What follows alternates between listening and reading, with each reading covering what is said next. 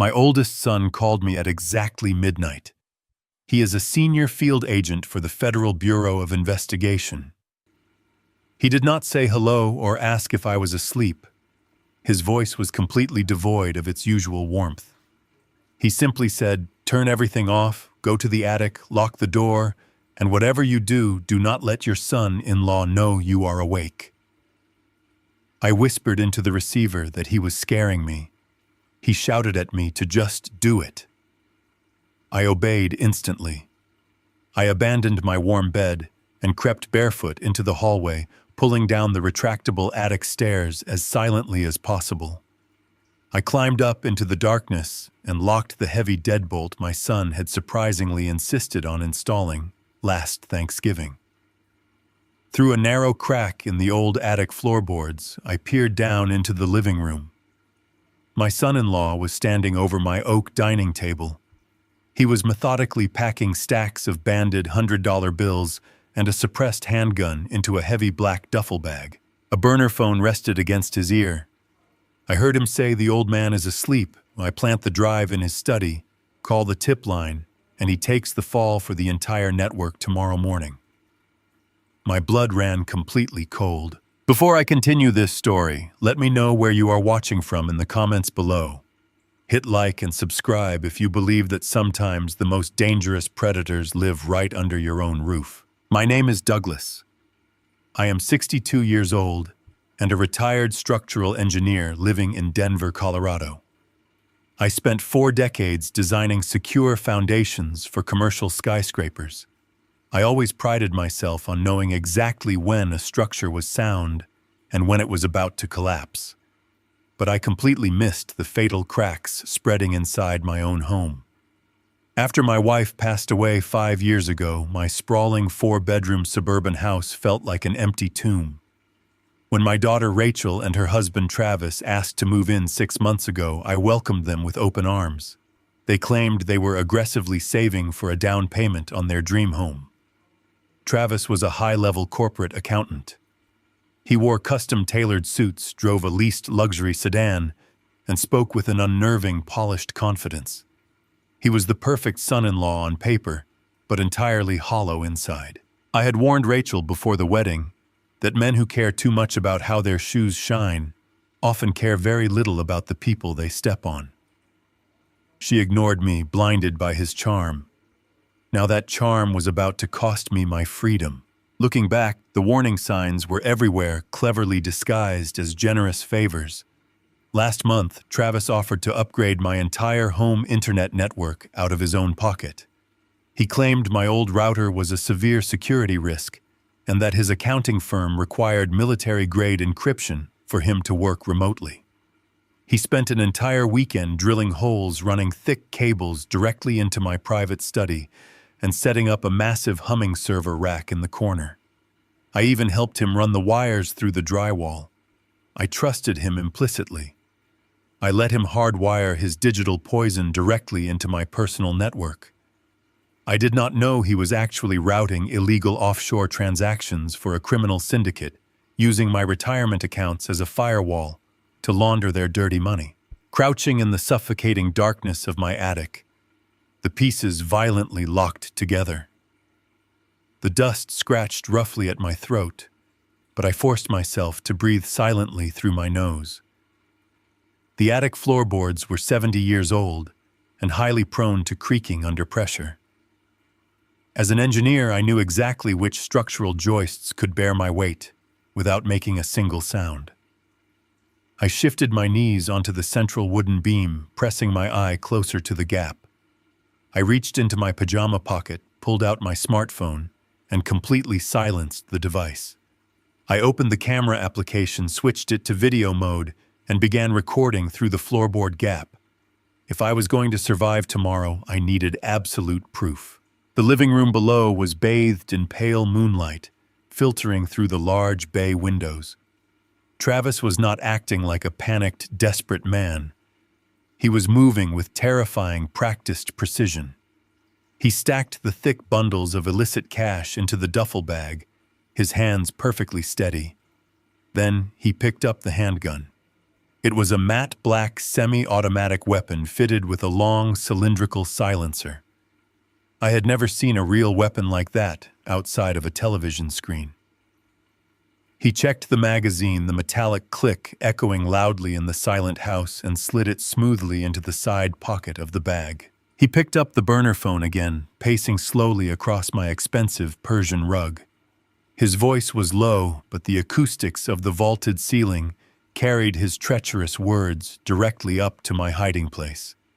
He told the person on the other end that the local police were already primed and paid off. He stated that the anonymous tip would be called into the precinct at exactly noon. He promised his cartel bosses that the federal heat would completely shift to me by the afternoon. He called me a clueless, obsolete old widower. He explained that nobody would question why a retired engineer with massive pension funds was suddenly moving millions of dollars through offshore accounts. He was meticulously framing me as the mastermind of a massive cyber extortion ring.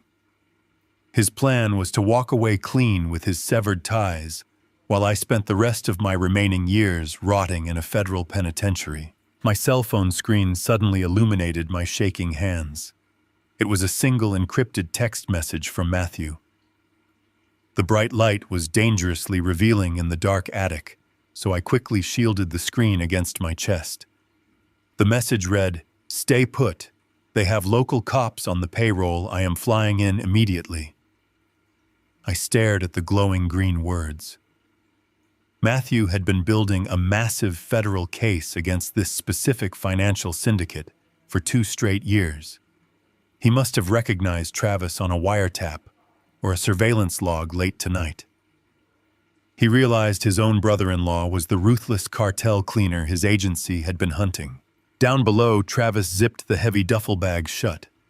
He picked up a small black USB drive from the dining table. I watched him walk out of the living room and step directly into my adjoining study. I crawled carefully along the attic beam, tracking his path, until I found another gap above the study ceiling. Travis booted up my personal desktop computer. The bright blue light washed over his smug, arrogant face.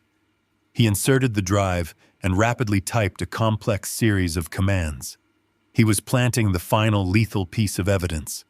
This specific drive would contain all the illegal routing numbers, the offshore ledgers, and the fake communication logs permanently tying my name to the cartel operations. Once the digital transfer was complete, he did not take the drive with him. He pulled it from the computer tower and deliberately wedged it deep behind my heavy oak bookshelf. He placed it exactly where a corrupt police raid would easily find it during a targeted search. He then took a microfiber cloth from his pocket and wiped down the keyboard to remove his fingerprints.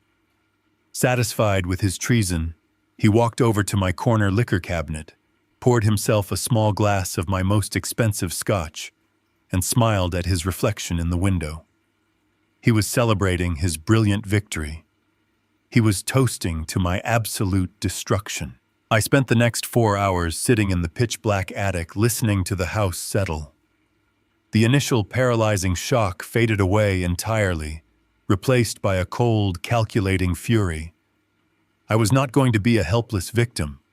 I was not going to let this arrogant suit-wearing criminal destroy my family and steal my hard-earned freedom. I mentally inventoried every device in my home. I tracked his daily schedule in my head. Travis left for his downtown office at 8 every morning. Rachel had her yoga class at 9. That gave me a critical window of complete isolation.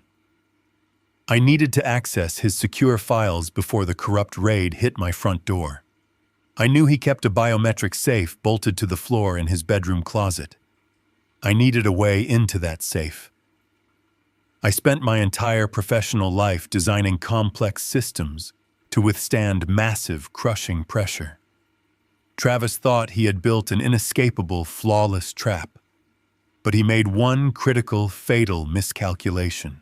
He assumed the foundation he was standing on was blind, fragile, and weak. I spent those 4 dark hours mapping out my exact counterstrike. By the time the sun began to rise over the jagged Colorado mountains, my fear was completely gone. I was ready to tear his entire operation to the ground. I did not gasp. Panic is a luxury you cannot afford when the foundation of your life is collapsing. I relied on 40 years of engineering discipline. I slowed my breathing, matching the rhythm of the central air conditioning unit humming in the corner of the attic.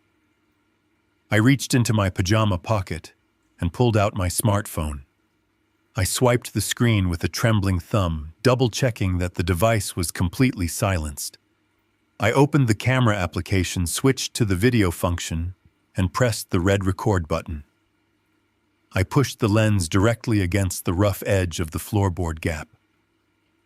I zoomed in on the stacks of $100 bills. I made sure the camera captured the exact make and model of the suppressed handgun. Most importantly, I focused the lens on my son-in-law. I needed his face. I needed the cold, calculating expression he wore as he orchestrated my absolute ruin. Down below, Travis zipped the heavy black duffel bag shut. The metallic sound echoed loudly in the quiet house. He picked up the bag and a small black flash drive from the dining table. He walked out of the living room and turned down the hallway toward my private study. I lost visual contact. I knew I had to follow him, but the attic floor above the hallway was unfloored. It was nothing but exposed wooden joists and thick pink fiberglass insulation. One wrong step would send my foot crashing through the drywall ceiling below, instantly alerting a man armed with a silenced weapon. I got down on my hands and knees. I am 62 years old, and my joints ache when the weather turns cold, but adrenaline is a powerful painkiller. I crawled slowly, placing my weight perfectly across the load-bearing beams. I navigated the dark expanse until I reached the air conditioning vent, located directly above my study. I peered through the metal grates. Travis was sitting in my heavy leather desk chair. He reached under the desk and booted up my desktop computer. The large monitor flickered to life, casting a harsh blue glow across his face. I watched him insert the black flash drive into the front port of the computer tower. His fingers flew across my keyboard with practiced, terrifying speed. He was opening command prompts and running complex background programs. In that exact moment, the final piece of the puzzle violently snapped into place. Just last month, Travis had insisted on upgrading my home internet network. He claimed it was a generous gift. He spent an entire weekend running thick Ethernet cables from the street directly into my study. He installed a high-capacity server rack in the corner of the room, claiming his accounting firm required a military-grade connection for him to work from home on the weekends. I had thanked him. I had even bought him a beer while we worked. I realize now that the server rack was never for his accounting firm. It was a dedicated proxy server. He was actively routing illegal offshore cartel transactions directly through my personal internet protocol address. Worse than that, he was weaponizing my life savings. He had offered to consolidate my retirement accounts earlier this year, claiming he could get me a better yield on my pension and the life insurance policy my wife had left behind. I had given him full access. He was using those accounts as temporary holding cells to wash massive amounts of illicit syndicate money. When the authorities finally noticed the millions of dollars moving through the dark web, the digital trail would lead straight to my house, straight to my computer, and straight to my bank accounts. My phone suddenly vibrated in the palm of my hand. The sudden movement nearly caused me to drop it through the vent. I pulled the device back and looked at the screen. It was a single text message from my oldest son, Matthew. I read the words glowing in the dark. Stay put. They have local cops on the payroll. I am flying in. The chilling reality of those words paralyzed me for a moment. I could not simply call 911. The police officers who patrolled my quiet suburban neighborhood, the men and women I waved to at the grocery store, were corrupted. They were on the cartel payroll. If I called for help, the dispatcher would alert Travis. A patrol car would arrive, and I would be quietly eliminated during a fabricated resisting arrest scenario. Matthew was my only lifeline, but he was stationed halfway across the country. I was entirely alone in the house with a predator. I looked back down through the metal vent. Travis had finished his digital transfer. He did not remove the flash drive to take it with him. Instead, he pulled it from the computer and stood up. He walked over to the massive oak bookshelf that lined the far wall of my study. I had built that bookshelf myself 20 years ago. Travis reached behind the third shelf, slipping the small black drive into the narrow gap between the wood and the drywall. He was planting the evidence. He was putting it exactly where the corrupt local police would miraculously find it during their orchestrated raid tomorrow morning. He walked back to my desk and pulled a microfiber cloth from his suit jacket. He meticulously wiped down the keyboard, the mouse, and the power button, erasing any physical trace of his presence in the room. Then he did something that ignited a white-hot rage in my chest. He walked over to my private liquor cabinet. He opened the glass doors and pulled out a bottle of 20-year-old single malt scotch. It was a rare bottle my late wife had given me for our 30th wedding anniversary. I only drank it on special occasions. Travis poured a generous amount into a crystal glass. He took a slow, satisfied sip, savoring the taste. He leaned back against my desk, looking around the room with a smug, victorious smile. He was completely satisfied with his treason. He believed he had executed the perfect crime. He drank my scotch while standing on the grave he had just dug for me.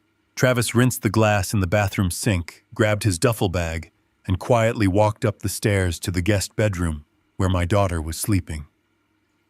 I heard the door click shut.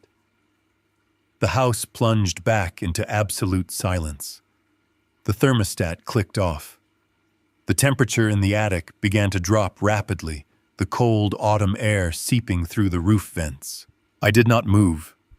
I spent the next 4 hours sitting in the pitch-black attic. My legs went completely numb, and the fiberglass dust burned my lungs, but my mind was operating with crystal clarity. I was no longer an old man hiding in the dark. I was a structural engineer evaluating a flawed blueprint. Travis had built a complex digital and physical trap, but every structure has a weak point. Every system has a load-bearing pillar that, if removed, causes the entire thing to collapse inward.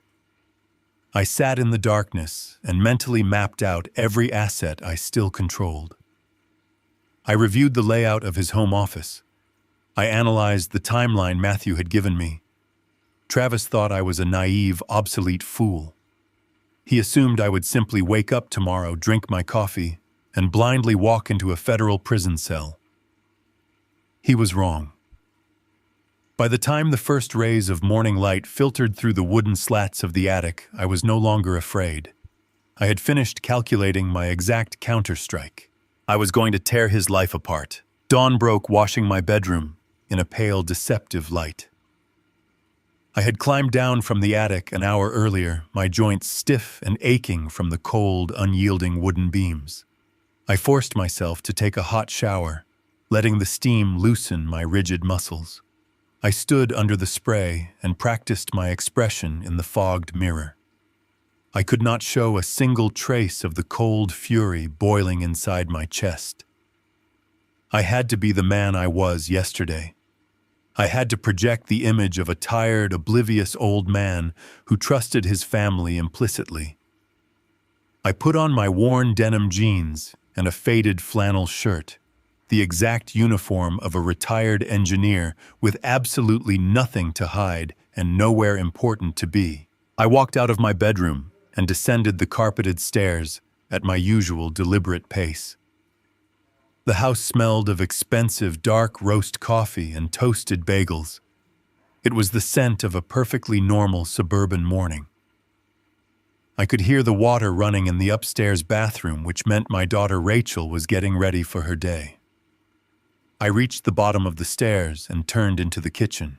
My son-in-law was sitting at the massive granite island. He was dressed in a pristine charcoal gray suit, his silk tie perfectly knotted. He looked like the cover of a corporate magazine. He was sipping from a ceramic mug and calmly scrolling through the financial news on his silver tablet. There was absolutely no tension in his shoulders. There were no dark circles under his eyes. A man who had just framed his wife's father for a massive federal crime should look nervous. He should be sweating. But Travis just looked relaxed. He possessed the terrifying ability to completely compartmentalize his soul. He heard my footsteps and looked up from his glowing screen. He offered me a warm, practiced smile.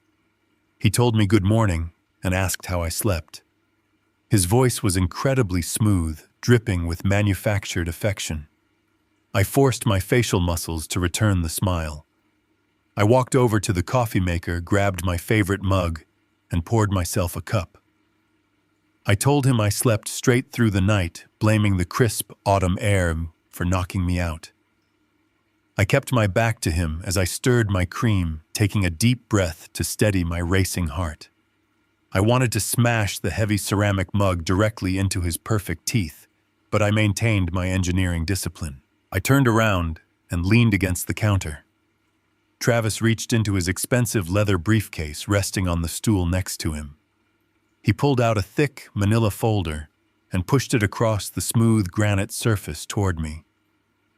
He took a sip of his coffee and told me he needed a quick favor before he headed into the city for work. He claimed his accounting firm had found a minor discrepancy in my property tax filings from last year. He explained it was nothing to worry about, just a standard municipal delay, but he needed my signature on a tax extension form to prevent the city from issuing a late penalty. He was so incredibly convincing. If I had not spent the entire night watching him pack cartel blood money into a duffel bag, I would have thanked him for being so diligent. I picked up the folder and opened it. The top sheet was exactly what he claimed it was.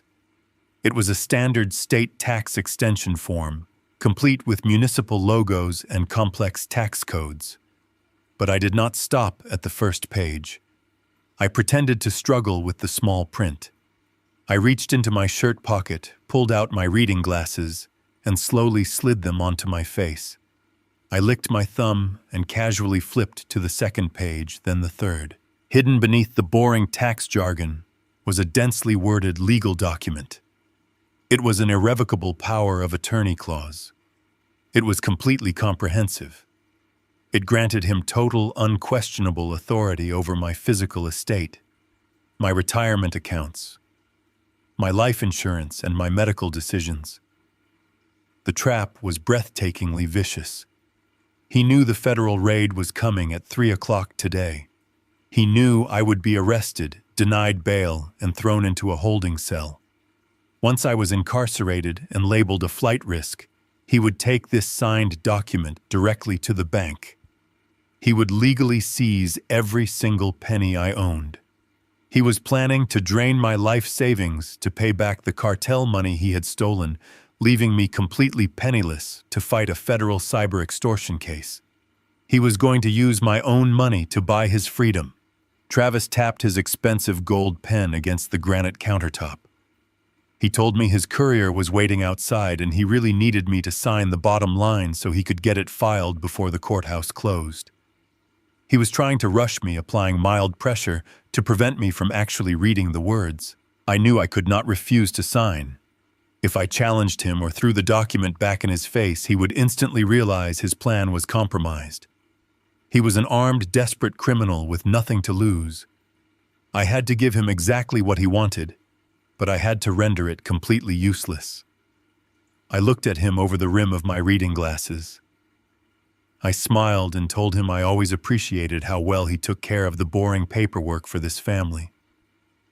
I reached out and took the heavy gold pen from his fingers. I am naturally right-handed.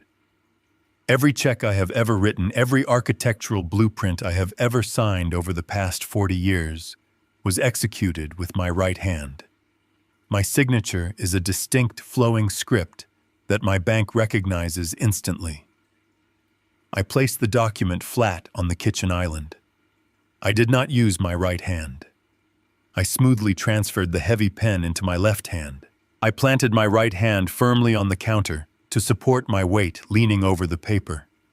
I placed the tip of the pen on the signature line. Writing with your non-dominant hand feels incredibly awkward, but that was exactly the point. I gripped the pen tightly and slowly dragged it across the paper. I intentionally exaggerated the unsteadiness. I made the loops jagged and asymmetrical. I forced the ink to stutter, creating a messy, unverified signature that looked like it belonged to an extremely frail man suffering from severe motor decline. It looked absolutely nothing like my legal signature on file at my trust. Any bank teller or legal notary would instantly flag it as a forgery or demand in-person verification. I lifted the pen. The fake signature sat boldly on the page. It was a masterpiece of sabotage. I capped the pen and tossed it onto the folder. I looked up at him and smiled broadly. I told him it was all done and ready to go.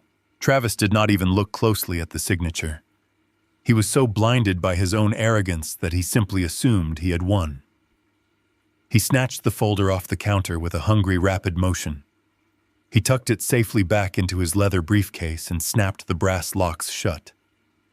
He stood up from the stool, adjusting his silk tie. He told me I was a lifesaver and promised to bring home some good steaks for dinner tonight to celebrate the weekend. He was completely unaware that his legal safety net was absolutely worthless. He was walking out of my house holding a piece of garbage. Just then, the kitchen door swung open. Rachel walked in wearing her plush white bathrobe, a towel wrapped around her wet hair. She looked radiant and happy. She walked straight over to Travis and kissed him deeply on the cheek. She told him to have a wonderful day at the office. Travis wrapped his arm around her waist, kissed her forehead, and played the role of the devoted husband flawlessly.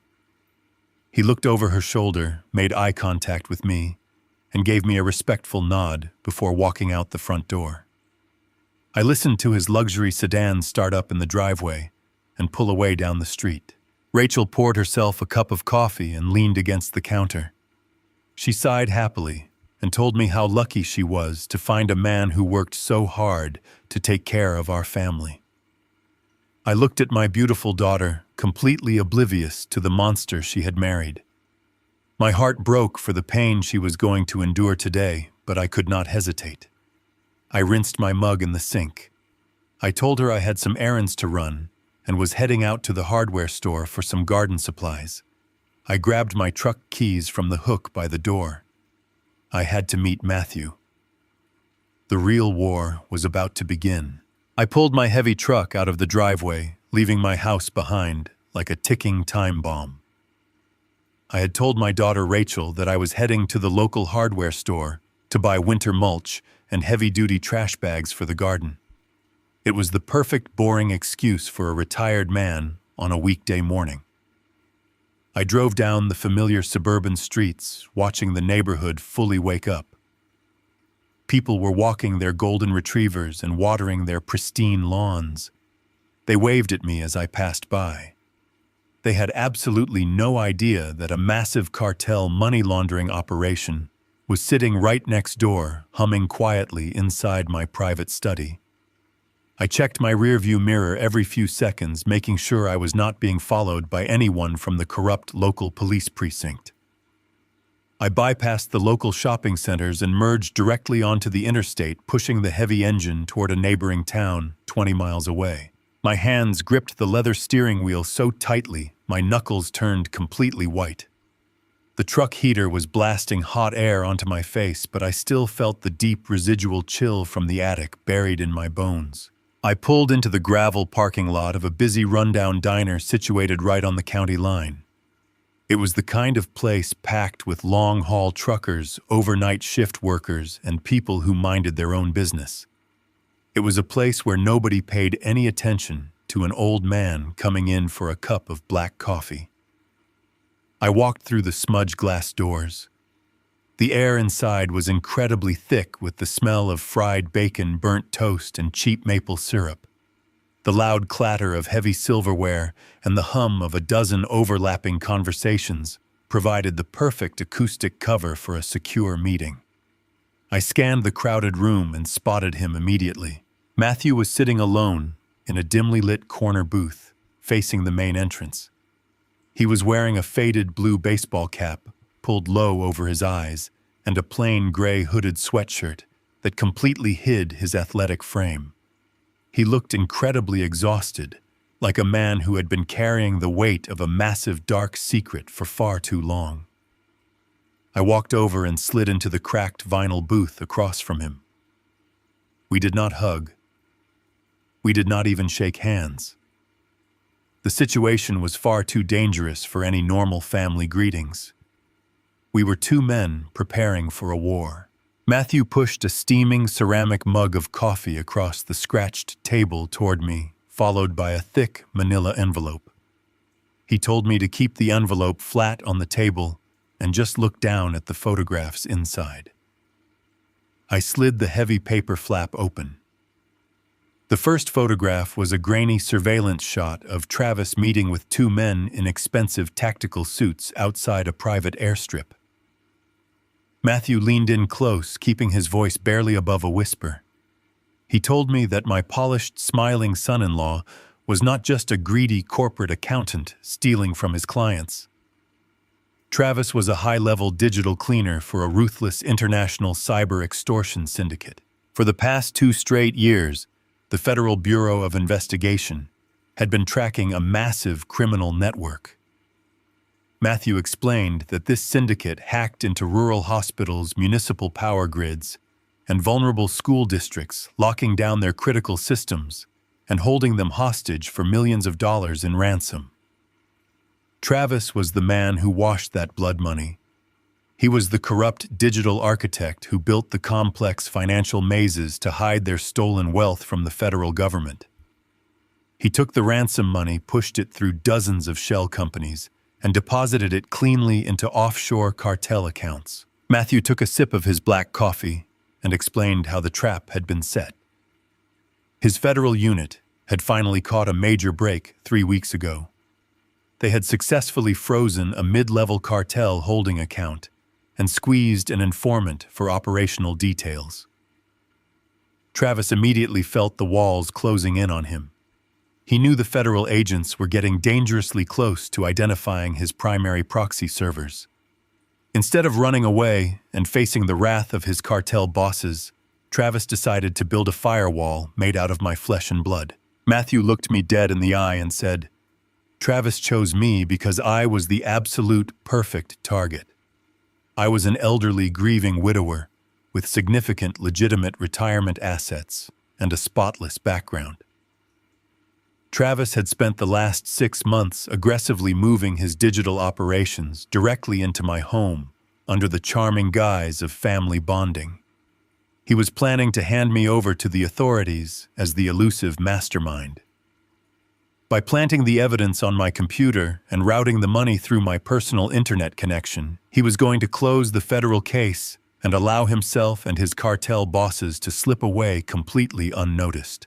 I felt a surge of physical sickness in my stomach, but I swallowed it down with a gulp of bitter coffee. I asked Matthew why we could not just drive to his downtown office and arrest him right now. My son shook his head, profound frustration etching deep lines into his forehead. He explained the bitter political reality of federal law enforcement.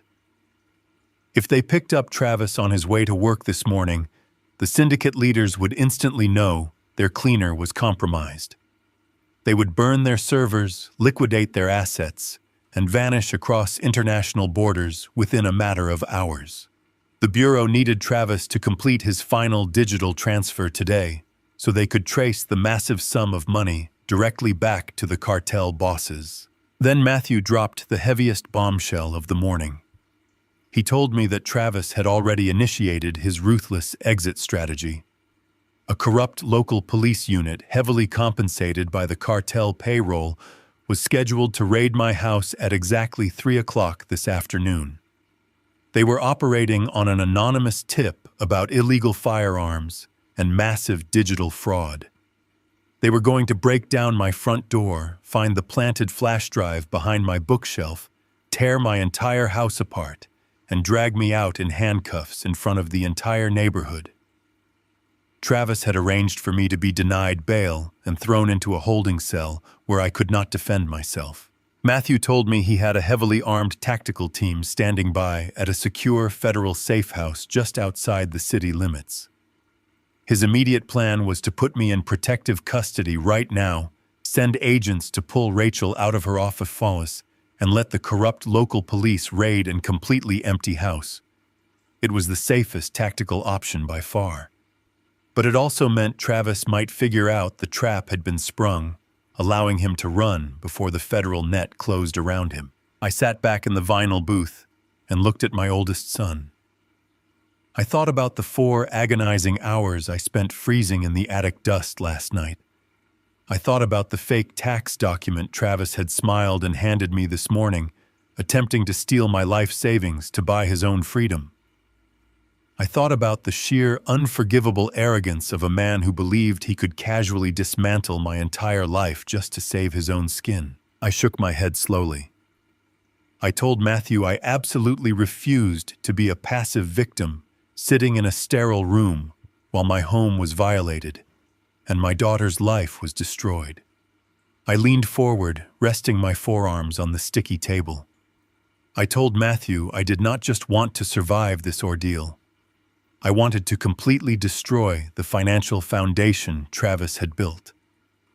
I wanted to trap him so deeply in his own lies that he would never see the outside of a maximum security prison cell. I explained that as a structural engineer, I knew exactly how to reverse the load-bearing walls of a building so it collapsed inward directly onto the architect.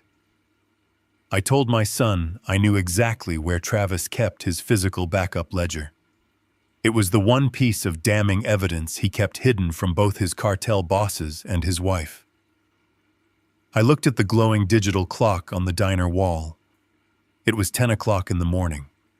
I told Matthew I needed exactly 2 hours inside the house, completely alone. I needed to bypass the biometric safe, flip the digital trap, secure the physical ledger, and drain the cartel accounts before the corrupt raid arrived at my front door. Matthew stared at me for a long time, his rigid federal agent training fiercely fighting against his basic human instinct to protect his father. He saw the absolute unyielding determination in my eyes. He knew I was not asking for permission. He finally nodded his head, slid the classified dossier back into his bag, and told me to get it done. I pulled back into my own driveway at exactly noon. I parked my heavy truck and sat in the cabin for a moment, surveying the property. Travis had already left for his downtown corporate office, and his leased luxury sedan was nowhere in sight. Rachel was also gone. Her silver sport utility vehicle was missing from the garage. I knew she had her yoga class every Friday morning. The house was completely empty. I killed the engine, grabbed my keys, and walked up to the front door. I unlocked it and stepped inside. The silence of the house felt incredibly different now. Just yesterday, it was a peaceful sanctuary. Today, it was an active battlefield. I walked straight down the hallway and pushed open the door to his pristine home office. The room was a monument to his massive ego. Everything was perfectly organized and aggressively modern. He had replaced my antique wooden furniture with sleek glass tables and uncomfortable chrome chairs. The walls were painted a sterile gray. The heavy server rack he had installed last month was humming quietly in the corner, a constant reminder of the digital poison flowing through my home.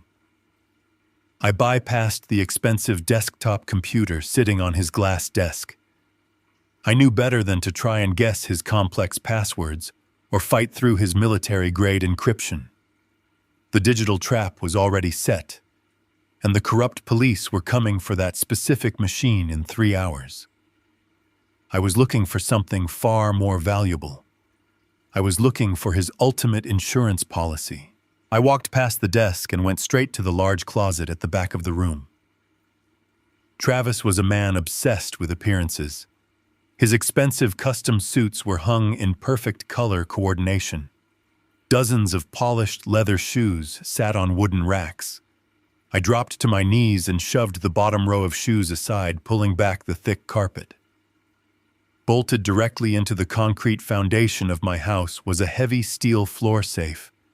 It was a high-end model that required a biometric fingerprint scan to open. It had no keyhole and no digital keypad. Staring at the cold steel box, my mind flashed back to a drunken Thanksgiving dinner 3 years ago. It was long before he moved into my house. We were sitting on the back patio smoking cigars and drinking a rare bottle of bourbon. Travis had consumed far too much alcohol that night, and his carefully constructed mask slipped for just a few minutes. He started bragging about his foolproof accounting systems. He laughed at the old men who trusted banks and the young fools who trusted cloud storage. He leaned in close, his breath reeking of expensive liquor, and told me that digital data can always be wiped or seized by the federal government. He proudly declared that a truly smart man never trusts the cloud. A truly smart man always keeps a physical ledger close to his chest, something tangible to bargain with if the walls ever close in. That drunken confession was his fatal mistake. His extreme arrogance was now the key to his absolute undoing. I examined the biometric scanner panel on the top of the safe. It was a small square of thick glass designed to read the unique ridges of a human thumbprint. Travis had opened this safe just a few hours ago to retrieve the cartel cash he packed into his duffel bag. I knew his latent fingerprint was still resting directly on that glass surface. As a structural engineer, I understand how pressure and oils interact with smooth surfaces. I stood up and quickly walked out to my garage workbench. I grabbed a fresh roll of heavy transparent tape and a small flashlight. I hurried back to the office closet and dropped back down to my knees. I turned on the flashlight and angled the beam across the glass scanner. There it was. An oily, perfectly preserved smudge left by his right thumb this morning. My hands were shaking slightly from the adrenaline, but I forced myself to take a deep breath. I pulled a small strip of the transparent tape from the roll. I had one single chance to get this right. If I smudged the print or applied the tape at the wrong angle, the biometric data would be ruined, and the safe would permanently lock down. I hovered the sticky side of the tape directly over the glass. I pressed it down with extreme care, making sure not to trap any tiny air bubbles beneath the plastic. I used the soft edge of my own knuckle to smooth the tape over the oily residue, binding his latent fingerprint to the adhesive. I grabbed the edge of the tape and pulled it up in one smooth motion. The glass scanner was now clean, and the invisible oil of his thumbprint was successfully transferred onto the tape in my hand. But the safe required a thermal signature as well as a physical print. A cold piece of plastic would not trick the advanced sensors. I cupped the piece of tape in the palm of my hand and brought it close to my mouth. I breathed hot air directly onto the sticky surface, raising the temperature of the tape to mimic the natural heat of a human body. The adhesive became slightly cloudy with condensation. I immediately placed the tape back down onto the glass scanner, pressing the captured fingerprint exactly where it needed to be. The safe emitted a low electronic hum as the internal laser scanned the surface. For 3 agonizing seconds, nothing happened. The silence in the closet was deafening. My heart pounded against my ribs. Then the small indicator light on the panel suddenly flashed from angry red to a bright green. The heavy internal locking bolts snapped back with a loud metallic clack. I gripped the steel handle and pulled the heavy door open. The inside of the safe was surprisingly bare. There were no stacks of cash or gold bars. Travis only valued information. Resting on the felt bottom were 2 items: The first was a sleek secondary hard drive. The second was a small leather-bound notebook. I reached in and pulled the notebook out first. I flipped open the thick cover. The pages were completely filled with meticulously handwritten columns. It was a masterpiece of criminal accounting. My eyes scanned the cramped handwriting. It was a complete map of the cartel operations. There were dozens of complex offshore routing numbers, anonymous Cayman Island bank accounts, and the names of international shell companies used to hide the massive ransom payouts. Beside each account number was a corresponding balance running into the tens of millions of dollars. This was the physical ledger he bragged about. This was the absolute proof that Matthew needed to dismantle the entire syndicate. I grabbed the silver hard drive from the safe, knowing it contained the digital backups of his illegal software. I slipped both the hard drive and the leather notebook into the large front pocket of my flannel shirt. I peeled the piece of transparent tape off the glass scanner and shoved it into my jeans. I pushed the heavy steel door shut, letting the bolts lock back into place. I pulled the carpet over the metal plate and arranged his shoes exactly as I had found them. I stood up and walked out of the closet. I had secured the payload. Now I had less than 3 hours to execute the digital heist of a lifetime before the police kicked down my front door. I hurried out of his sterile home office and went straight back into my own study. I avoided my desktop computer completely.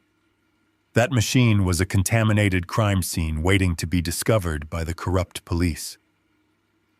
Instead, I reached into the bottom drawer of my heavy wooden desk and pulled out my personal laptop. It was an older model completely disconnected from the supposedly secure home network he had installed. I placed the laptop on the smooth wood of my desk and pressed the circular power button. The internal cooling fan whirred to life, sounding incredibly loud and erratic in the quiet house. I took the silver hard drive I had just stolen from his biometric safe and plugged the connection cable into the side port of my laptop. A small white indicator light on the drive began to blink rapidly. The computer screen flashed white, and a black security window appeared demanding a complex decryption password. I sat back in my chair and stared at the blinking cursor. Travis was a meticulous digital cleaner who worked for a ruthless international syndicate. He would never use a common dictionary word or a simple family birth date. I needed to bypass military-grade encryption, and I knew I only had a few attempts before the security software permanently locked the drive and wiped all the data. I closed my eyes and thought about the man who married my daughter. I stripped away his fake charm, his tailored suits, and his polished vocabulary. I analyzed his core psychological flaws. His greatest weakness was his massive, unyielding ego. He worshipped his own success. He worshipped financial status. I cast my memory back 5 years back, to the very first day he brought Rachel to my house for a formal dinner. He had just received his first major corporate promotion. He drove up my quiet suburban driveway in a brand new, excessively loud European sports car. He spent 30 minutes standing on my lawn bragging about the engine specifications and the custom leather interior. I remembered walking around the back of that car and staring at his customized vanity license plate. It was a unique combination of his college fraternity letters and the year he made his first $1 million. It was the ultimate arrogant symbol of his narcissism. I opened my eyes and placed my trembling fingers on the plastic keyboard. I slowly typed the exact sequence of letters and numbers from that vanity plate, making sure to capitalize the appropriate characters. I took a deep breath and pressed the enter key. The computer froze for a terrifying second. The cooling fan seemed to stop spinning. Then the black security window vanished completely. The silver drive was unlocked. My screen was instantly flooded with thousands of highly organized files. I clicked on the master directory folder. My breath caught in my throat as the screen populated with hundreds of scanned passports, fake corporate identities, and detailed wire transfer receipts.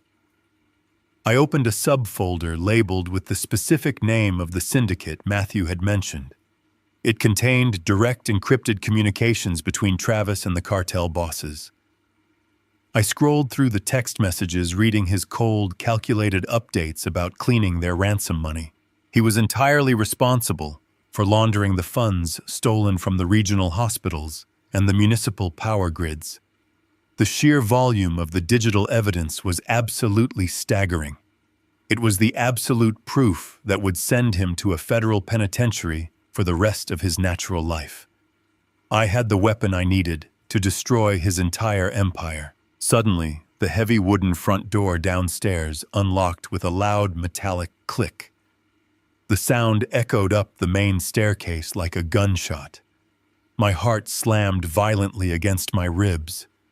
I looked at the digital clock displayed in the corner of my laptop screen. It was barely 1 o'clock in the afternoon. Rachel was not supposed to be home for another 2 hours. She always went to a long lunch with her friends after her Friday morning yoga class. I heard her drop her heavy keychain onto the glass entryway table. I heard her call out my name from the bottom of the stairs. Panic, cold and sharp, flooded my veins. If she walked into my private study and saw me holding his secure drive, she would ask questions I could not answer. If she innocently mentioned it to him later tonight, he would realize his operation was compromised. He would eliminate both of us before the sun went down. I did not hesitate for a single second. I reached out and violently yanked the connection cable directly out of the laptop port, completely bypassing all the safe ejection protocols. The computer screen flickered wildly and threw a massive error message. I slammed the laptop shut and shoved it deep into the bottom drawer of my desk, kicking the drawer closed with my foot. I grabbed the silver hard drive and the physical leather notebook I had taken from the safe. I frantically shoved both of them into the large inner pocket of my heavy flannel shirt. I stood up so fast, my leather office chair rolled backward and slammed loudly into the bookshelf behind me. I took a deep, shaky breath, forcing my racing heart rate to slow down. I smoothed the wrinkles out of my shirt, making sure the square outline of the physical ledger was completely hidden beneath the thick fabric. I stepped out of my study and pulled the heavy door shut behind me, concealing the infected desktop computer from view. I walked down the carpeted hallway and met my daughter at the top of the stairs. She was wearing her dark athletic clothes and carrying a rolled-up purple foam mat under her arm. She looked incredibly annoyed. I forced a warm, gentle smile onto my face, projecting the image of a happy father. I asked her why she was home so early, pretending to be pleasantly surprised by her sudden appearance. She sighed heavily and started complaining about the terrible city traffic.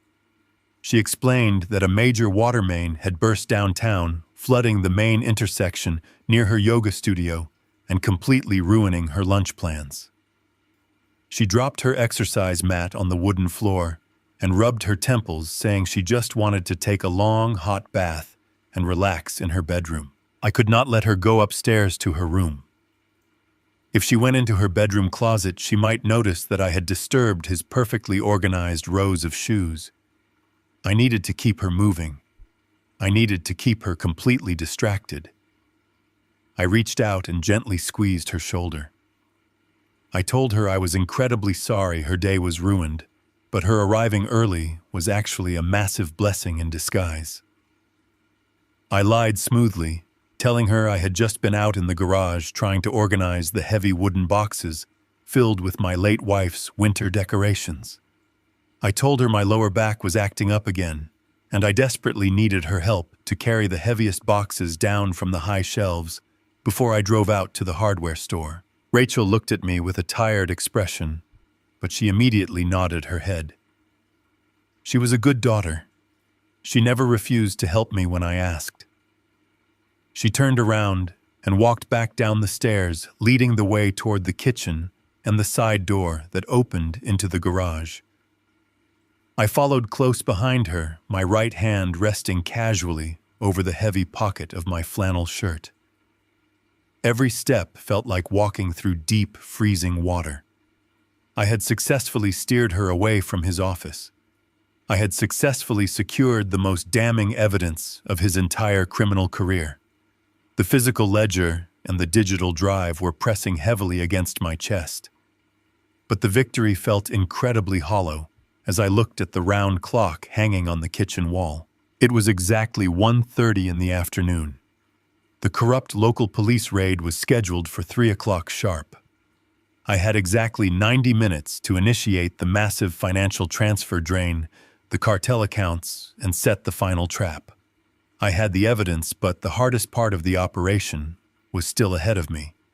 I had to manage my unsuspecting daughter execute a multi-million-dollar wire fraud against a ruthless criminal syndicate and prepare my peaceful home for a violent police invasion.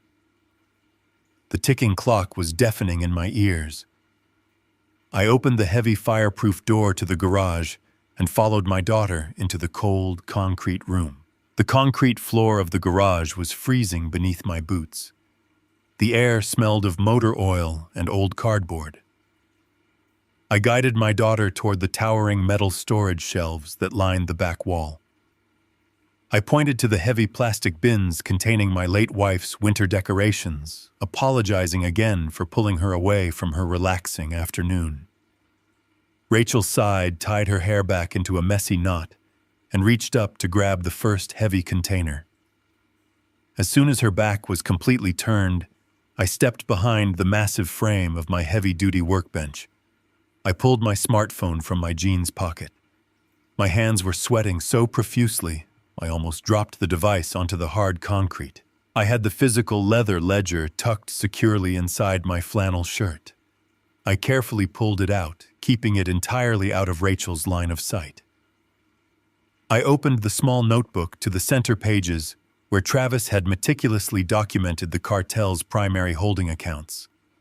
I unlocked my phone and opened my personal banking application. Because Travis had spent the last 6 months weaving my legitimate retirement funds into his massive web of money laundering, my own digital fingerprint was now authorized to access their offshore reserves. He had given me the keys to the cartel vault without even realizing it. He thought I was just a blind, obedient proxy. I was about to show him the true cost of underestimating an old man. I navigated through the complex security menus of the banking application. The interface was bright and clinical, a stark contrast to the dark, violent reality of the money I was about to move. I looked at the handwritten Cayman Island routing numbers in the leather notebook. I used my thumb to type the long string of digits into my phone. I had to be absolutely precise. A single incorrect number would trigger an automated fraud alert and freeze the entire operation. I verified the account information twice. The screen loaded a new page displaying the current available balance in the cartel holding account. The number staring back at me was absolutely staggering. It was exactly $14 million. It was blood money extorted from vulnerable hospitals and municipal power grids. It was the financial lifeblood of a ruthless international syndicate. Matthew had given me a highly classified federal routing number during our brief meeting at the diner. It was a direct pipeline to an impenetrable Federal Bureau of Investigation frozen asset fund. I typed Matthew's routing number into the destination field. The banking application asked me to confirm the transfer amount. I did not hesitate. I typed $14 million, draining the holding account down to absolutely zero. I stared at the bright green submit button on the screen. Pressing that button was the absolute point of no return. Once the money crossed into the federal grid, it was permanently gone. The cartel would immediately realize they had been robbed. I took a deep breath, looked over at my daughter, who was busy stacking boxes near my truck, and pressed my thumb firmly against the screen. The application paused for 2 agonizing seconds, a small circle spinning in the center of the display. Then a bold confirmation message appeared. The transfer was completely successful. The money was gone. But simply stealing the money was not enough. If the cartel thought I had stolen the funds, they would hunt down my daughter and me for the rest of our lives. I needed to aim their terrifying wrath directly at the man who actually deserved it. I needed to completely dismantle the protective shield Travis had built around himself. I opened my encrypted email application. Using the contact information I had just memorized from the decrypted digital drive upstairs, I drafted a new message to the primary cartel liaison. I did not write a long, elaborate explanation. Criminals do not respect words, they respect actions. I attached a digital screenshot of the finalized wire transfer receipt. In the main body of the email, I typed a single devastating sentence. Travis stole your money. I did not send the email immediately. I used the application settings to schedule the delivery for exactly 3 o'clock in the afternoon. 3 o'clock was the exact moment Travis had arranged for the corrupt local police to kick down my front door and arrest me. It was the exact moment he planned to walk into his corporate office, call his cartel bosses, and tell them his brilliant firewall had worked perfectly. I wanted that email to hit their encrypted servers at the very second he tried to claim his victory. I wanted him to realize that he was completely cut off, completely exposed, and actively hunted by the most dangerous men on the planet. I was not just framing him for a financial crime. I was stripping away his powerful allies and throwing him directly to the wolves. I locked my phone and slid it back into my pocket. I tucked the leather notebook back inside my heavy flannel shirt. The immense weight of what I had just accomplished settled over me. I had successfully executed a massive cyber heist from the dusty corner of my own suburban garage. I walked out from behind the workbench, ready to help Rachel carry the rest of the boxes inside. I felt a strange, cold sense of calm washing over my exhausted body. The trap was perfectly set. All I had to do now was wait for the clock to strike 3. Rachel wiped a streak of dirt from her forehead and smiled at me. She asked if I wanted to load the boxes into the back of my truck now, or wait until after I returned from the hardware store. Before I could answer her question, a harsh, violent sound ripped through the quiet suburban air. It was the distinct, heavy crunch of thick rubber tires aggressively tearing up the loose gravel at the end of my long driveway. I froze completely. The sound was wrong. My quiet neighborhood was strictly paved asphalt. The only loose gravel was the decorative border lining the entrance to my property. I turned my head and looked through the small, dusty window built into the heavy garage door. My heart violently dropped into my stomach. 4 large, unmarked black sport utility vehicles had just swerved off the main road. They did not park neatly on the street. They aggressively jumped the curb, crushing my late wife's carefully manicured flower beds, and skidded to a chaotic halt directly in front of my house. They formed a tight, impenetrable blockade across my driveway. These were not normal police cruisers. There were no flashing red and blue lights. There were no official city seals painted on the doors. They were the aggressive, unmarked vehicles used by specialized tactical units. The doors of the heavy vehicles swung open simultaneously. Men dressed in dark, unbranded tactical gear began pouring out onto my front lawn. They were carrying heavy breaching equipment and military-grade rifles. A cold wave of absolute terror washed over me. I looked up at the round clock hanging above my workbench. It was only 1:45 in the afternoon. The corrupt police raid was not supposed to happen for another hour and 15 minutes. Travis had lied to his cartel contacts. He had accelerated the timeline. He had sent his paid mercenaries to raid my house early, knowing I would be caught completely off guard. Rachel walked up behind me and tried to look out the window. She asked me who those men were and why they were parking on our lawn. I spun around and grabbed her by the shoulders, pushing her away from the glass. I could not let her be seen. I could not let these corrupt armed men know that my innocent daughter was trapped inside the house with me. The carefully calculated plan I had spent all morning building was suddenly crumbling around me. I had the evidence and I had drained the money, but none of that mattered if these cartel mercenaries put a bullet in my chest before I could hand the proof over to the Federal Bureau of Investigation. The war had just arrived at my front door, and it was an hour early. The heavy pounding on the front door echoed like cannon fire all the way into the garage. Rachel was completely frozen, staring out the small glass window at the armed men swarming our front lawn. I used her paralyzing shock to my absolute advantage. I turned my back to her and moved rapidly down the length of my wooden workbench. I grabbed an empty rusted paint can sitting near the edge.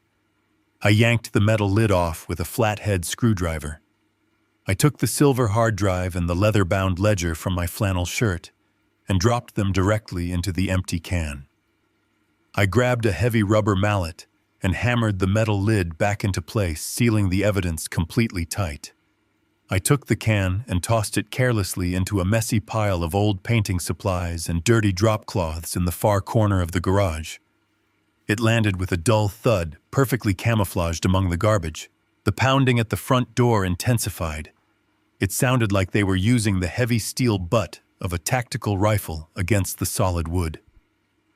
I grabbed Rachel by the arm and pulled her away from the garage window. I told her to stay exactly where she was and not to say a single word. I walked out of the garage, down the short hallway, and stepped into the main foyer. The heavy wooden door was shaking violently in its frame. I took a deep breath, unlocking the deadbolt and turning the brass handle. I did not even get the chance to pull the door open myself. 3 heavily armed detectives shoved the heavy door inward with massive, violent force. The wood crashed loudly against the interior drywall, leaving a deep, permanent dent. They pushed past me, their heavy black boots loudly tracking mud and dirt across my pristine hardwood floors. They were not wearing standard police uniforms. They wore dark tactical vests over plain clothes. They did not look like public servants sworn to protect the community. They looked exactly like the paid cartel mercenaries they truly were. The lead detective was a tall, heavily muscled man with cold, dead eyes.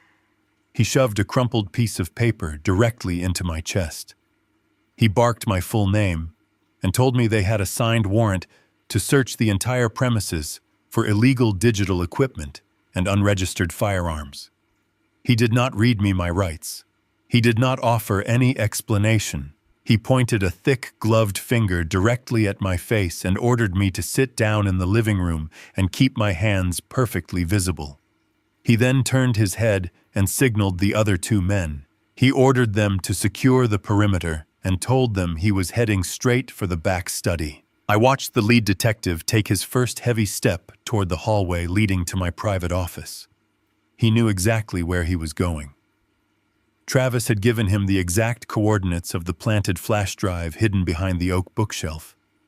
If that corrupt detective walked into my study right now, he would miraculously find the digital evidence slap cold steel handcuffs on my wrists and drag me out of my house before I could even defend myself. Once I was in their custody, I would disappear into a holding cell and likely suffer a fatal, unrecorded accident before morning. I needed to stop his forward momentum instantly. I needed to introduce a massive, chaotic variable into their carefully controlled operation. I needed legitimate outside witnesses. I stood in the center of the foyer and triggered a catastrophic failure of my own biological systems. I did not just fall down. I executed a precise, terrifying performance. I suddenly gasped incredibly loudly, sucking in a massive breath of air as if all the oxygen had just been sucked out of the room. I brought my right hand up and violently clutched the center of my chest, twisting the fabric of my flannel shirt into a tight knot. I locked my knees and let my eyes roll back slightly into my head. I let out a sharp, agonizing groan that echoed off the vaulted ceiling. The lead detective stopped dead in his tracks and spun around. I did not give him time to process what he was seeing. I let my entire body weight collapse toward the right side. I crashed heavily into the tall wooden display table standing in the hallway. My shoulder slammed into the polished wood, completely shattering a massive, heavy glass vase my late wife had bought in Italy. The thick glass exploded across the hardwood floor with a deafening crash, sending sharp shards flying in every direction. I hit the ground hard intentionally, allowing my head to bounce slightly against the floorboards to sell the violent impact. I lay on my back among the broken glass, my limbs twitching erratically. I took short, ragged breaths, making a wet, rattling sound deep in my throat. I squeezed my eyes shut and contorted my face into a mask of pure, unbearable agony. Rachel ran out from the garage hallway just as I hit the ground. She saw me lying in the shattered glass, clutching my chest and gasping for air. She let out a piercing, blood-curdling scream of sheer terror. She did not see a calculated tactical maneuver. She saw her elderly father suffering a massive, fatal heart attack right in front of her eyes. She threw herself onto the floor next to me, completely ignoring the armed men standing in the room. She grabbed my face, screaming my name over and over again, tears immediately streaming down her cheeks.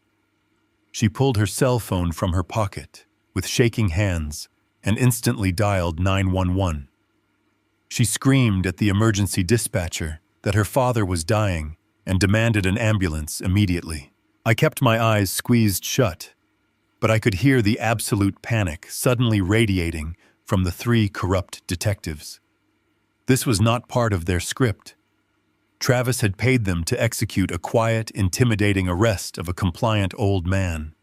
They were supposed to walk in, find the planted drive, and drag me out to their unmarked vehicles without drawing any neighborhood attention. They desperately needed a sterile, controlled environment to pull off this frame job. Now they had a catastrophic medical emergency unfolding in the middle of the foyer. They had a hysterical daughter screaming at the top of her lungs. And worst of all, they had an official recorded emergency dispatch call that would bring legitimate city paramedics and fire department personnel swarming to the address within minutes. The lead detective cursed loudly, his voice cracking with sudden stress. I heard him pacing rapidly back and forth across the glass-covered floor. He yelled at his men to fall back to the living room immediately. He knew he could not walk into my study and miraculously find the evidence while I was dying on the floor. If I died right here in the hallway during a raid, there would be a massive, unavoidable state investigation. Every single action they took would be heavily scrutinized by internal affairs and the medical examiner. They were completely paralyzed. By forcing a massive system failure, I had successfully broken their entire timeline. I lay on the cold, hardwood floor, listening to the wailing sirens of the approaching ambulance growing louder in the distance, and knew my decoy play had worked perfectly. The paramedics arrived in less than 5 minutes. The wailing sound of their approaching sirens was the most beautiful noise I had ever heard. I felt the heavy canvas straps of the medical stretcher locked tightly right across my chest. Rachel was crying hysterically, gripping my hand so hard her fingernails dug painfully into my skin as they quickly loaded me into the back of the brightly lit ambulance. As the heavy rear doors slammed shut, sealing us inside, I caught a brief, highly satisfying glimpse of the lead detective standing on my front porch. He looked absolutely furious, barking frantically into his shoulder-mounted radio. His unmarked tactical vehicles were completely blocked in by the massive flashing fire engine and the local emergency medical transport. By staging a catastrophic medical emergency in the main foyer, I had turned my private residence into a highly public, active rescue scene.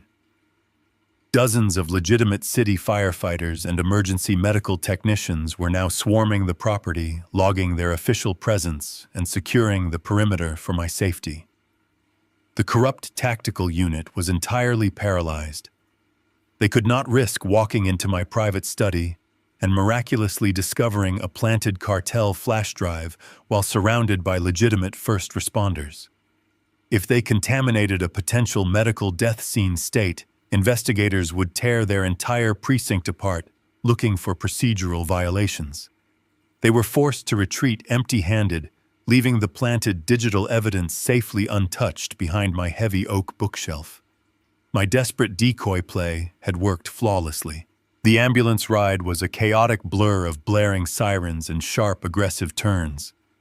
The paramedics rushed me through the sliding glass doors of the emergency room, shouting medical codes to the waiting trauma team. Nurses immediately surrounded my bed, cutting open my heavy flannel shirt with trauma shears. They attached cold, sticky electrical pads directly to my chest and hooked me up to a massive electrocardiogram machine. They were fully expecting to see the chaotic, erratic electrical signals of a dying heart.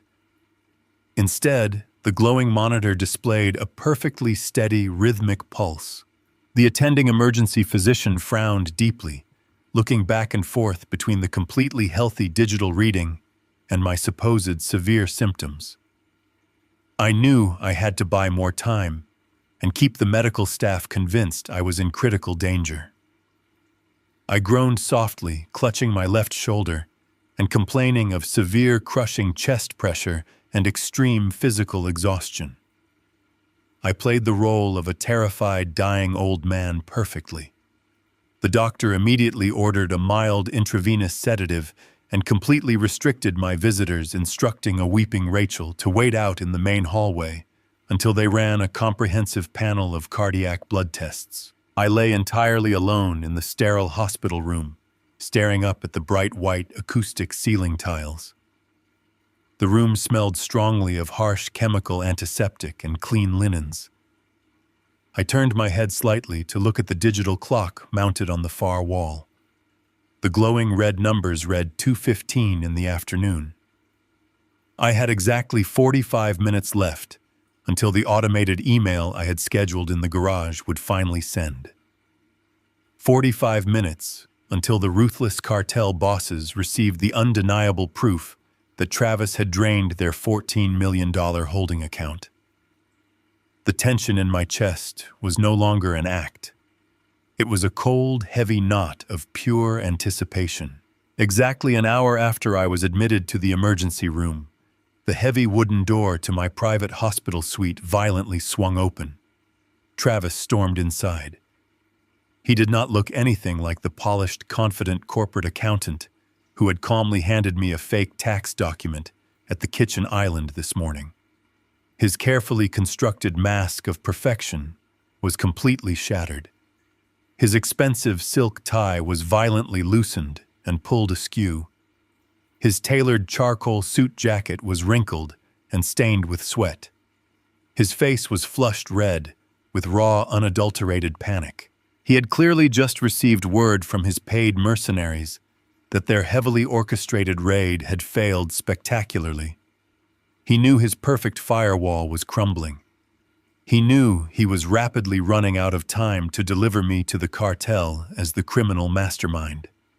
He marched directly past the foot of my hospital bed and aggressively confronted the attending nurse, who was quietly checking my intravenous fluid line. Travis aggressively shoved a heavy plastic clipboard directly into her chest, forcing her to step backward in shock.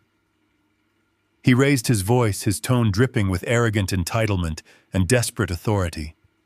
He loudly declared that he was my son-in-law and that he held my full, legally binding medical power of attorney. He ordered the nurse to unhook my heart monitors and remove my intravenous lines immediately. He stated in a commanding voice that the local hospital facilities were completely inadequate and that he was transferring me to a private specialized cardiac clinic across town for an emergency surgical procedure. The young nurse looked terrified by his sudden aggressive behavior, but she stood her ground.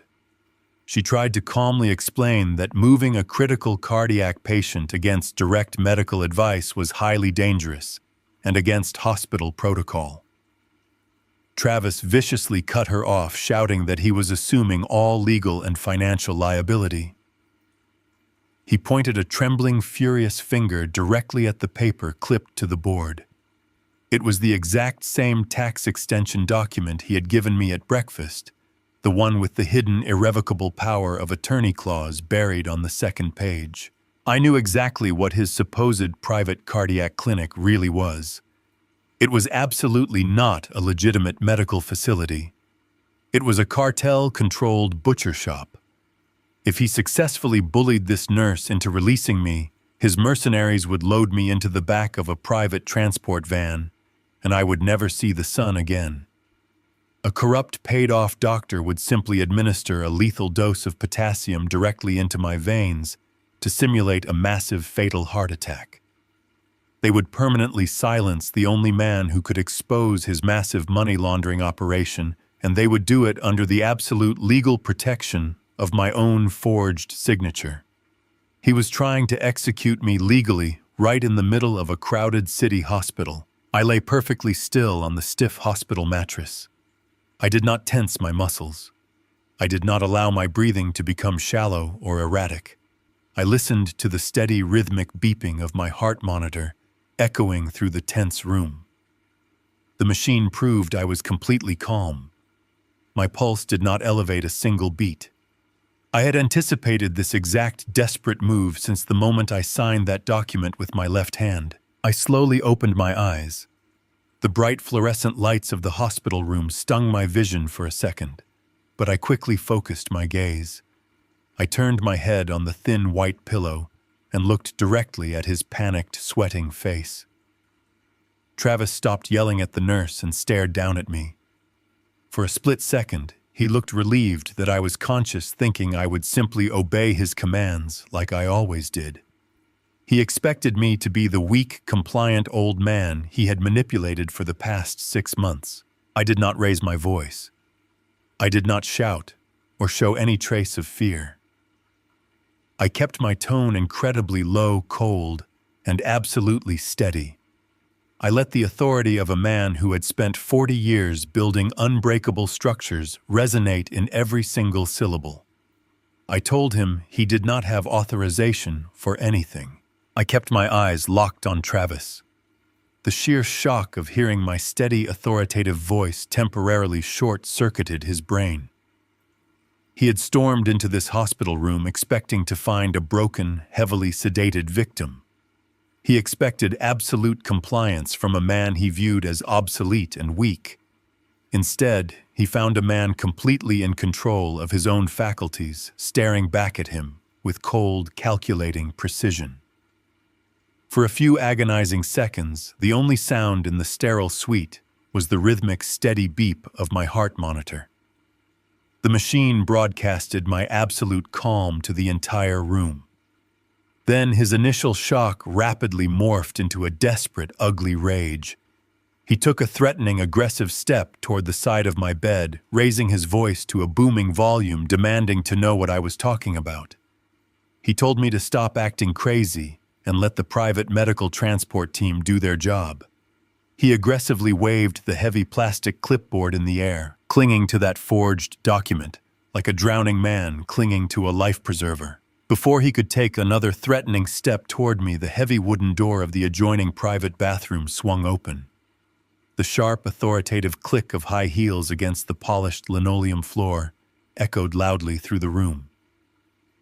My attorney, Rebecca, stepped out into the harsh fluorescent light. She was dressed in a pristine, tailored navy blue suit, carrying a thick, expensive leather briefcase. She radiated a level of professional intimidation that instantly sucked the oxygen right out of Travis's lungs. He stopped dead in his tracks, his mouth hanging slightly open, staring at her in complete disbelief. He had absolutely no idea who she was, or why a high-powered corporate lawyer was hiding inside a hospital bathroom, waiting for him to arrive. Rebecca completely ignored his threatening physical posture. She walked straight past him with the effortless grace of a predator who knows exactly where she stands in the food chain. She approached the young attending nurse who was still clutching the footboard of my bed, completely bewildered by the sudden escalation. Rebecca reached into her briefcase and pulled out a thick stack of crisp, official documents sealed in a blue folder. She handed the top packet directly to the nurse. It was a freshly stamped, highly expedited federal injunction, signed by a district judge just an hour ago. Rebecca spoke with a cold, piercing clarity that demanded absolute silence and attention. She informed the medical staff that I had completely revoked all prior legal, medical, and financial authorizations early this morning. She systematically explained that any documentation claiming to grant medical power of attorney to my son-in-law was to be considered highly fraudulent and part of an active federal investigation. She stated firmly that the specific document Travis was desperately waving around was entirely null and void, and that I was under the strict protective watch of her legal firm. Travis let out a harsh, barking laugh that sounded much more like a panic attack than genuine amusement. He pointed a trembling finger at Rebecca, his voice cracking violently under the immense pressure. He loudly claimed that he had just watched me sign the medical release with his own 2 eyes at my kitchen island just a few short hours ago. He insisted the paperwork was completely legally binding, notarized, and that she was illegally interfering with a critical, life-saving medical procedure. He puffed out his chest, trying to use his corporate intimidation tactics on a woman who destroyed corrupt executives for a living. Rebecca slowly turned around to face him. She did not flinch. She looked at him with an expression of pure, unadulterated pity. She reached out and smoothly pulled the heavy plastic clipboard right out of his sweating hands. She did not even bother to read the dense legal jargon he had carefully drafted. She flipped the pages directly to the signature line at the very bottom of the second sheet. She tapped her perfectly manicured fingernail against the blue ink. She coldly explained that any competent legal notary, or even a basic forensic handwriting expert, would instantly recognize the massive, glaring discrepancy. She looked him dead in the eye and stated that my documented legal signature on file with my trust is a fluid, confident, right-handed script. She pointed at the paper and noted that the jagged, messy, asymmetrical loops on his document were clearly executed with a non-dominant left hand. She told him it was the sloppiest forgery attempt she had seen in her entire legal career. I watched Travis stare down at the fake signature he had rushed me to sign at breakfast. I watched the exact moment his arrogant, perfectly constructed reality violently shattered into a million irreparable pieces. His eyes darted frantically across the jagged blue ink. The memory clearly flashed across his face. He remembered leaning over the granite counter holding his coffee. He remembered telling me to hurry up because his courier was waiting outside. He realized he had been so completely blinded by his own greed and his own massive ego that he never even bothered to check which hand I used to hold the gold pen. His face lost absolutely all of its color. His skin turned a sickly pale shade of gray. The polished, untouchable corporate accountant was completely gone. In his place stood a terrified, desperate criminal who suddenly realized he had walked blindly into a devastating, inescapable trap. The corrupt local police raid had failed entirely. The medical kidnapping had failed spectacularly. His entire legal safety net was completely incinerated in front of his eyes. He was standing in a highly public, heavily monitored city hospital room. He was surrounded by legitimate medical professionals and a ruthless federal attorney. He could not use physical violence here. He could not force me out of the building. He was completely trapped in a sterile cage. I lay on the hospital bed, watching his chest heave rapidly as he struggled to pull oxygen into his panicked lungs. I wanted him to feel the exact same suffocating helplessness I felt when I was hiding in the dark, dusty attic last night. I wanted him to understand that a strong building does not collapse by accident. It collapses because the foundation was systematically and intentionally compromised by a superior architect. The heavy, suffocating silence in the room was suddenly shattered by a harsh, aggressive buzzing sound. It was coming from the inner pocket of his wrinkled suit jacket. Travis jumped violently, his hand flying to his chest, as if he had just been physically struck. He reached inside his coat and pulled out his encrypted cartel burner phone. I turned my head slightly against the pillow and looked at the digital clock mounted on the white hospital wall. The bright red numbers read exactly 3:05 in the afternoon. The automated email I had carefully scheduled from my garage had just hit the cartel servers. The message containing the final wire transfer receipt and the devastating declaration of his personal betrayal had been successfully delivered. Travis looked down at the glowing screen of his secure phone. I could not see the text messages flooding his device from my position on the bed, but I absolutely did not need to. I watched his physical reaction. The remaining blood completely drained from his face, leaving him looking like a walking corpse. His eyes widened in absolute pure terror. His jaw dropped slightly, his mouth opening and closing rapidly without producing a single coherent sound. The small electronic device in his hand was no longer a tool of communication. It was a digital death warrant. The ruthless criminal syndicate he worked for now firmly believed he had stolen $14 million of their extorted ransom money. They believed he had framed me to cover his own tracks and fund his escape. They did not care about local police raids, forged signatures, or failed medical transfers. They only cared that their massive fortune was permanently gone, and his name was directly attached to the brazen theft. His hands began to shake so violently that he almost dropped the phone onto the hard linoleum floor. He looked up from the glowing screen and stared directly into my eyes. He finally understood the full, terrifying scope of what I had done to him. He realized I had not just blocked his legal authority to seize my house and my pension. I had actively dismantled his entire criminal operation from the inside out. I had taken his illicit money, destroyed his professional reputation, and painted a massive glowing target squarely on his back. He was no longer the apex predator stalking a weak, oblivious old man. He was the prey. He was a dead man, walking surrounded by powerful enemies on all sides, with absolutely nowhere left to run and nowhere left to hide. Travis backed away from the foot of my hospital bed.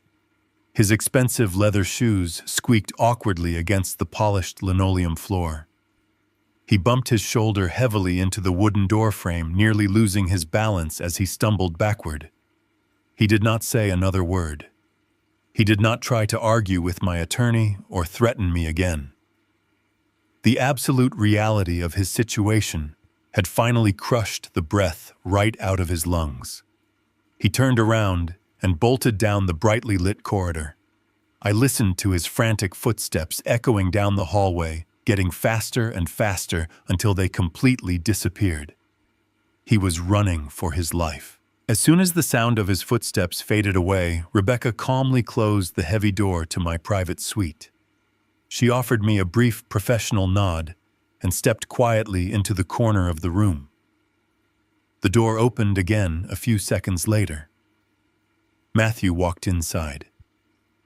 He was no longer wearing the faded civilian disguise from the diner. He had his official black tactical vest strapped tightly across his chest, his federal badge prominently displayed. He was holding a secure digital tablet in his right hand. He walked over to the side of my bed and looked down at me. A tight, grim smile touched the corners of his mouth. Matthew tapped the glass screen of his tablet and turned it toward me. It displayed a live scrolling transcription of an intercepted, encrypted phone call. Matthew kept his voice low and incredibly steady. He told me that my automated email had detonated like a massive bomb inside the cartel headquarters. The syndicate bosses had immediately verified their offshore accounts and discovered that their entire $14 million holding fund was completely drained. Because the massive sum of money was funneled directly into an impenetrable federal holding grid, they instantly knew it was not a simple banking error. They read my short, devastating message. They looked at the attached wire receipt. Matthew confirmed that the cartel leaders did not hesitate for a single second. They had just issued a massive open bounty on my son-in-law. Matthew explained exactly what that meant in the criminal underworld. The men Travis worked for did not involve lawyers or local police when they were robbed. They dispatched professional hunters. Every paid mercenary, every corrupt local officer, and every cartel enforcer in the city had just received his photograph and his personal vehicle details directly to their encrypted phones. They were instructed to bring him in alive so the cartel could painfully extract the exact location of their missing millions before executing him. The financial chokehold I had designed in my garage was now pulled incredibly tight around his neck. Travis was completely cut off from every possible resource. He could not access my retirement funds to buy a private flight out of the country. His own legitimate corporate bank accounts were already being frozen by Matthew's federal cyber unit. He had no cash in his pockets. He had no powerful allies left to protect him. His perfect, arrogant life had been systematically dismantled in less than 3 hours. I had heard enough. The decoy phase of my plan was officially over. I reached over with my right hand and grabbed the thick medical tape securing the intravenous fluid line to the back of my left hand. I ripped the adhesive off in one quick, aggressive motion. I pulled the sharp steel needle directly out of my vein. A small drop of dark blood welled up on my skin, but I completely ignored it. I tossed the clear plastic tubing onto the sterile mattress. The heart monitor immediately began to beep rapidly as the sensitive sensors detected my sudden movement. I reached up and aggressively tore the sticky electrical pads right off my chest, silencing the annoying machine completely. I swung my legs over the side of the bed and planted my bare feet firmly on the cold hospital floor. Matthew put his digital tablet down on the tray table and tried to tell me to stay in the bed. He reminded me that the hospital staff still thought I was a critical cardiac patient, recovering from a massive heart attack. I looked my oldest son squarely in the eyes and told him there was absolutely no time left for playing sick. I grabbed my flannel shirt from the chair next to the bed. It had been cut open down the middle by the emergency paramedics, but I threw it over my shoulders anyway. I stepped into my heavy work boots and left the laces untied. I grabbed Matthew by the thick canvas strap of his tactical vest. I told him he needed to secure his sister immediately. I explained that Travis was no longer a calculating corporate accountant, trying to execute a clever financial frame job. His pristine logic was completely gone. He was now a hunted animal. I used the cold, hard logic of structural engineering to explain his next move. When you apply massive crushing pressure to an unstable element, it will always follow the path of least resistance. Travis had just realized his digital empire was entirely gone. His cartel protection had instantly transformed into a death sentence. His access to my wealth was permanently blocked by a federal judge. He had absolutely nothing left to bargain with, except the one thing he believed was still safely hidden inside my house. He needed the physical leather ledger. He desperately needed the handwritten offshore routing numbers and the secondary hard drive locked inside his biometric floor safe. He believed he could use those highly sensitive documents to negotiate his life with the Federal Bureau of Investigation or trade them to a rival criminal syndicate for safe passage across the southern border. He did not know I had already cracked his safe. He did not know the evidence he needed to survive was currently sitting inside a rusted paint can in the corner of my garage. I told Matthew that Travis was driving his luxury sedan back to my house right now. He was heading straight into the suburbs to rip his pristine home office apart. But Rachel was still there. She had watched the paramedics carry me away earlier this afternoon. She was entirely alone in that big empty house, waiting anxiously by the telephone for an update on my medical condition. If Travis walked through that front door and found her standing between him and his last remaining lifeline, he would not hesitate to use physical violence. He would take her as a hostage to guarantee his escape. A man who is actively hunted by a ruthless cartel does not care about his sacred wedding vows. He does not care about the woman he claimed to love. He only cares about his own raw survival. I tightened my grip on Matthew's heavy vest. I told him to call his tactical team and lock down every single street leading into my neighborhood. I told him we were leaving this hospital right now, walking out through the back exit and driving straight to my property. Matthew saw the absolute terrifying urgency radiating from my face. He understood that the situation had just escalated into a highly volatile hostage scenario. He nodded his head once in agreement. He raised his radio microphone to his shoulder and began barking rapid, aggressive orders to his federal agents. We walked out of the hospital suite together, completely ignoring the loud protests of the attending nurse who had just rushed back into the room.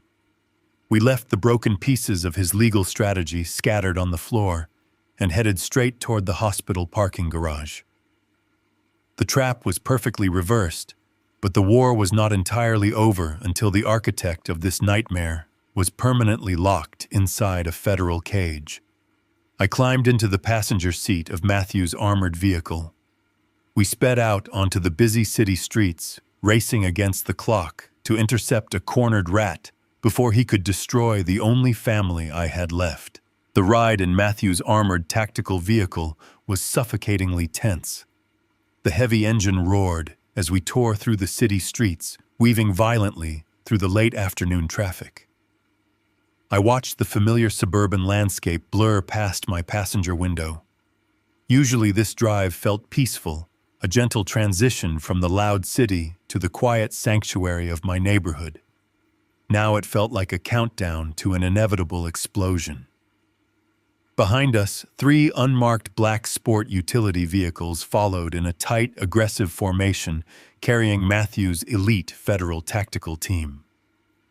Matthew gripped the leather steering wheel, his knuckles completely white, his eyes constantly scanning the road ahead. He was coordinating with the regional dispatcher through his secure earpiece, ensuring the corrupt local police were completely locked out of our operational grid. We were going in entirely alone, trusting only the federal agents in our convoy. The closer we got to my house, the heavier the dread settled in my chest. I knew exactly what a desperate man was capable of, and my innocent daughter was still trapped inside that house with him. We turned onto my quiet, tree-lined street. The manicured lawns and automatic sprinkler systems looked absurdly normal in the fading sunlight.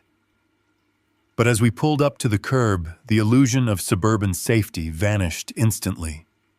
My heavy, solid wood front door was not just unlocked.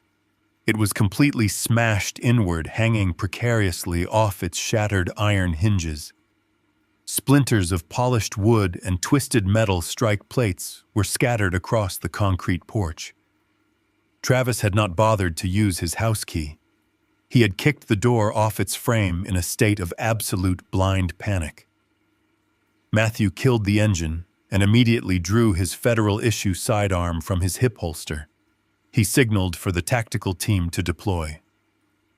Heavily armed men silently poured out of the trailing vehicles, moving with terrifying practiced precision to surround the perimeter of my property. Matthew looked at me and silently gestured for me to stay inside the armored vehicle. I completely ignored his command. I unbuckled my seatbelt and stepped out onto the asphalt. That was my house and that was my daughter inside. I walked up the driveway, my heavy work boots making absolutely no sound. I stepped through the ruined doorway, the crunch of broken wood under my feet, echoing loudly in the main foyer. The house felt entirely different now.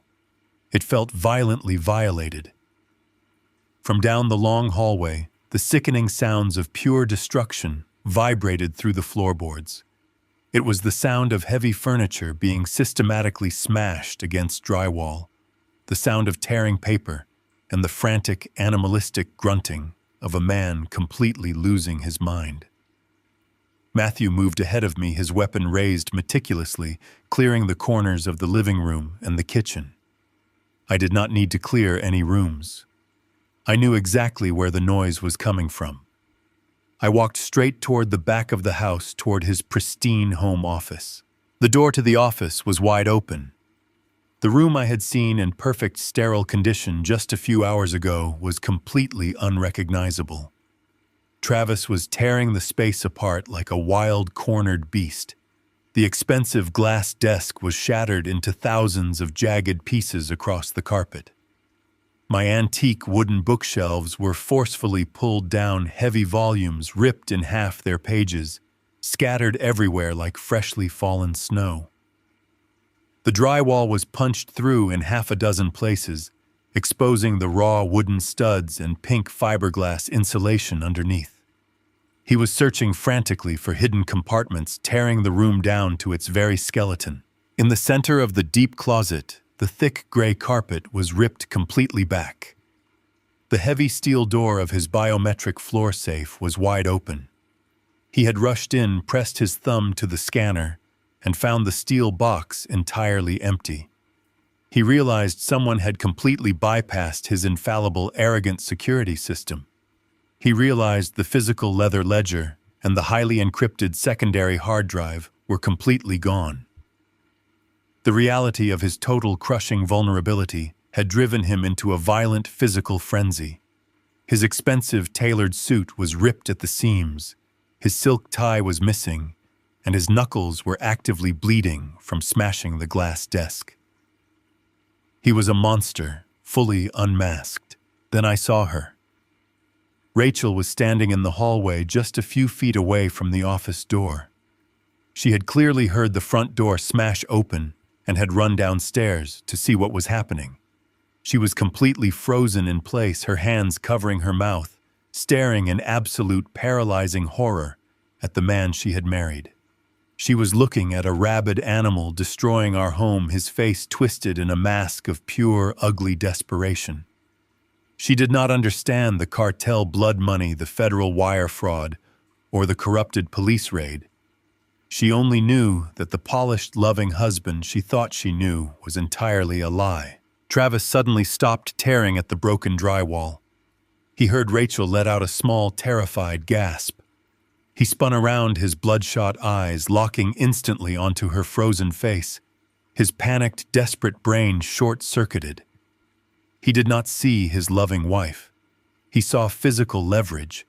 He saw his only remaining ticket out of the country. He lunged across the ruined room with terrifying speed. Before Matthew could even raise his weapon from the end of the hallway, Travis grabbed Rachel violently by her arm. He yanked her hard against his chest, twisting her arm painfully behind her back to secure his grip. With his free hand, he reached into the waistband of his ruined trousers and pulled out the matte black, suppressed handgun I had seen him pack in the attic last night. He pressed the long cylindrical metal silencer directly against the side of Rachel's head. Rachel let out a muffled, terrified sob, her entire body shaking uncontrollably against him. Travis pressed his back against the broken office wall, using my daughter as a human shield. He scanned the hallway frantically, aiming the weapon wildly in every direction. He screamed at the top of his lungs, his voice completely raw, hoarse, and broken. He demanded to know where the old man was. He demanded to know where I had hidden his physical backup ledger. He squeezed Rachel's arm much tighter, making her cry out in sudden pain. He shouted that if he did not get the leather notebook back in exactly 60 seconds, he was going to pull the trigger and leave her bleeding on the floor. He viciously blamed her for everything, screaming that her family had set him up to take the fall for a massive international crime. Matthew stepped out from the dark shadows of the living room, leveling his federal weapon directly at Travis's chest. He ordered him to drop the gun immediately, his voice echoing with absolute trained authority. But a man actively facing a cartel death sentence does not care about federal authority. Travis just laughed, a manic, hysterical sound that chilled my blood, and pressed the gun harder against Rachel's temple. He yelled that federal agents do not shoot through innocent hostages. He was entirely right. Matthew was physically paralyzed, unable to take the shot without risking his sister's life. The situation had spiraled completely out of control. It was time for the architect to step back into the room. I pushed past Matthew's shoulder. I ignored my son's desperate, angry whisper to stay back. I stepped fully into the light of the hallway, standing completely out in the open. I was wearing my torn flannel shirt and my unlaced work boots. I held both of my hands high up in the air, showing him my completely empty palms. I was entirely unarmed. I looked past the black gun. I looked past my weeping daughter. I looked directly into the terrified, bloodshot eyes of the man who had tried to bury me. The silence in the hallway was absolutely deafening. I did not shout. I did not let a single ounce of fear enter my voice. I spoke with the cold, immovable weight of a falling anvil. I told him to let her go. I told him he did not need to hurt his wife because I had exactly what he was looking for. Travis leveled the heavy black weapon directly at the center of my chest. His hand was trembling so violently that the long, cylindrical metal silencer rattled against the broken pieces of drywall scattered behind him. He screamed my name, his voice completely fractured by raw panic and desperation. He told me to give him the physical ledger right this second, or he would kill both of us without hesitating. He was entirely capable of doing it. I looked at the dark, hollow barrel of the gun pointing at my heart. I did not raise my hands in surrender. I did not take a step backward. I did not beg for my life or plead for mercy. I relied on the exact same cold, calculated discipline I had used my entire professional career when dealing with a failing structure. I maintained direct, unwavering eye contact with the man who wanted to murder me. I needed to completely control the temperature of the room. I kept my voice dangerously calm, speaking with a slow, deliberate cadence. I forced him to focus entirely on my words, instead of his own spiraling terror. I told him he was acting like an absolute fool.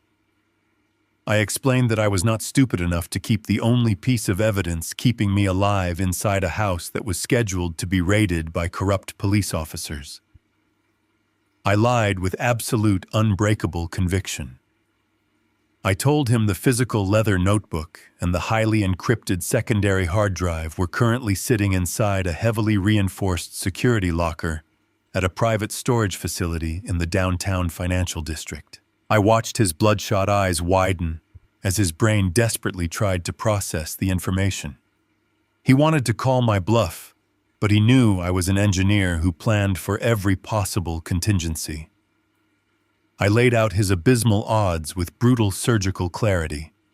I told him that if he pulled that trigger right now, he would die completely broke and entirely alone.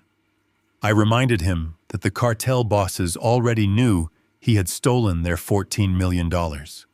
I told him that Matthew and the Federal Bureau of Investigation had intercepted the encrypted communications. Without the specific offshore routing numbers written in that ledger to buy his way out of the country, the syndicate mercenaries would hunt him down and skin him alive before midnight. I offered him a single, non-negotiable trade. I told him to let Rachel walk out the front door completely unharmed. In exchange for my daughter's safety, I would drive him directly to the downtown facility and hand over the security locker access code.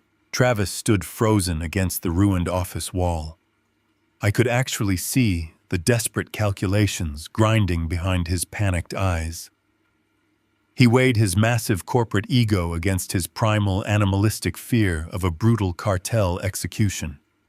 He looked down at my terrified daughter, who was still trembling violently against his chest, and then he looked back up at me. He realized I was the only person on Earth who held the absolute key to his survival. He could not torture the locker location out of me if the federal agents were swarming the property. He needed my willing cooperation. He made his choice. He violently shoved Rachel forward, pushing her away from him with so much force that she stumbled and nearly fell onto the carpeted floor.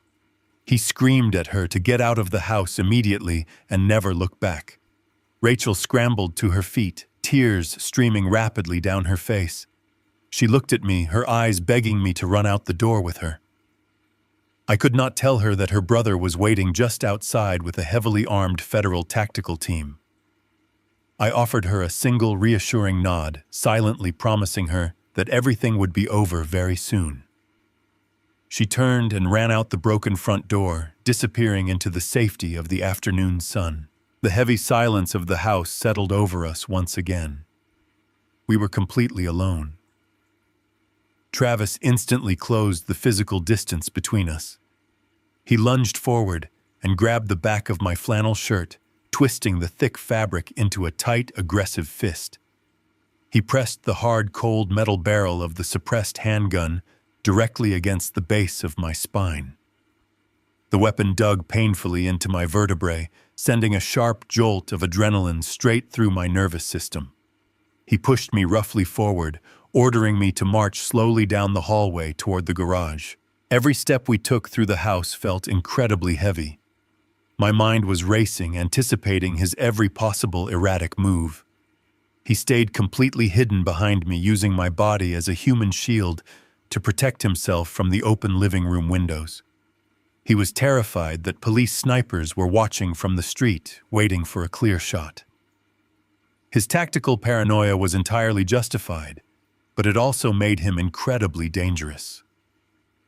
We walked past the shattered glass vase in the foyer, the remnant of my successful decoy play from earlier this afternoon. Travis kept cursing under his breath, muttering about how I had ruined his flawless digital empire. I did not respond. I simply kept walking toward the side door. We pushed through the heavy fireproof door and stepped out onto the cold concrete floor of the garage. The air was chilly and smelled strongly of old motor oil and damp cardboard. Travis shoved me hard against the side of my heavy work truck. He kept the gun pressed firmly into my back, the metal barrel bruising my skin through the shirt. He demanded the keys to my vehicle, threatening to shoot me directly in the kneecap if I tried anything stupid or tried to trigger the garage door opener prematurely. I reached into the front pocket of my denim jeans and slowly pulled out the metal keyring. I kept my movements smooth and highly predictable so I would not startle him into pulling the trigger. I handed the keys back to him over my shoulder. As he snatched the metal ring from my hand, I turned my head slightly and looked past his shoulder toward the messy pile of old painting supplies in the far corner of the garage. Sitting right on top of the dirty canvas drop cloths was the rusted sealed paint can. The physical leather ledger and the digital backup drive he was willing to commit murder for were resting exactly 3 feet away from his expensive leather shoes. He had absolutely no idea. He was sweating profusely, hyperventilating with panic, holding a gun to my spine to force me to drive him to a fictional locker across the city. The extreme irony of the situation was almost overwhelming. The arrogant corporate cleaner who thought he could outsmart the federal government and a ruthless criminal syndicate was completely blind to his immediate surroundings. He was forcing me to drive him straight into an inescapable federal snare, intentionally leaving his only possible salvation completely behind in a pile of rusted garbage. I opened the heavy driver's side door of my truck and climbed inside, ready to deliver him to his absolute ruin. I shifted the heavy transmission of my truck into reverse. The engine rumbled beneath my boots as I slowly backed out of my long driveway for what felt like the final time. Travis was sitting rigid in the passenger seat. He kept his body angled toward me. His right hand was completely steady now, holding the heavy black suppressed handgun directly against my lower ribs. I could feel the cold metal through the fabric of my torn flannel shirt. I steered the heavy vehicle out onto the quiet suburban street. The late afternoon sun was beginning to dip below the horizon, casting long, distorted shadows across the asphalt. I drove perfectly within the speed limit. I used my turn signals. I came to a complete stop at every single stop sign. I did not want to give any passing patrol car a reason to pull us over. A routine traffic stop right now would end in a violent bloodbath. We left the manicured lawns and quiet sidewalks of the neighborhood behind. I navigated the truck onto the main highway, heading toward the city limits. The atmosphere inside the cab of the truck was suffocating. The air conditioner was running on high, but Travis was sweating profusely. Thick drops of perspiration rolled down his pale face, soaking into the collar of his ruined custom dress shirt. He was constantly checking his side mirror and snapping his head around to look out the rear window. He was a man consumed by absolute paranoia. Every single car that merged behind us was a potential cartel hit squad. Every dark sport utility vehicle was a federal tactical team. He was jumping at shadows. His rapid, shallow breathing was the only sound competing with the hum of the tires against the road. I kept my eyes locked entirely on the road ahead. I drove us away from the commercial centers and steered the truck toward the desolate industrial district on the far outskirts of town. It was a sprawling wasteland of rusted chain-link fences, decaying brick factories, and empty shipping containers. It was the perfect place for a man to disappear. It was also the perfect place to spring a trap. Travis could not handle the heavy silence any longer. His massive ego demanded a target for his rage. He turned his head and glared at me. His voice was a harsh, venomous hiss. He told me I had ruined absolutely everything. He leaned closer, pressing the barrel of the gun harder into my side. He bragged that he had built a flawless financial system. He claimed his digital architecture was a masterpiece of modern accounting. He said he had spent years constructing an impenetrable firewall that no federal agency could ever breach. He blamed my interference for destroying a criminal enterprise that was completely foolproof. I kept my hands firmly gripped at the 10 and 2 positions on the leather steering wheel. I knew exactly what Matthew needed right now. Federal wire fraud cases are incredibly complex. They require mountains of digital evidence, but they also require undeniable intent. A sharp defense attorney might try to argue that Travis was coerced, or that he was unaware of the true nature of the funds he was moving. I needed to completely eliminate any possibility of a legal defense. I needed him to proudly claim ownership of his treason. I slid my left hand down the curve of the steering wheel. I reached my fingers into the dark space just beneath the plastic steering column. A month ago, Travis had insisted on upgrading my home internet. He did not know that my son Matthew had also made a small upgrade to my personal vehicle. I felt the small, raised plastic button hidden perfectly out of sight. I pressed it once. A tiny, invisible microphone embedded in the dashboard instantly activated. It was wired directly to a secure, encrypted federal frequency. Every single word spoken inside the cab of my truck was now broadcasting live to Matthew and his trailing tactical team. I took a deep breath and spoke with absolute, unwavering clarity. I made sure that my voice was loud enough for the hidden microphone to catch every single syllable. I told him he was completely delusional. I laid out the exact charges against him. I stated clearly that he had systematically laundered $14 million for the Los Zetas criminal syndicate. I told him he had intentionally used my name, my personal home address, and my legitimate retirement accounts to hide their extorted ransom money. I looked over at him for a brief second. I told him that was not a flawless digital system.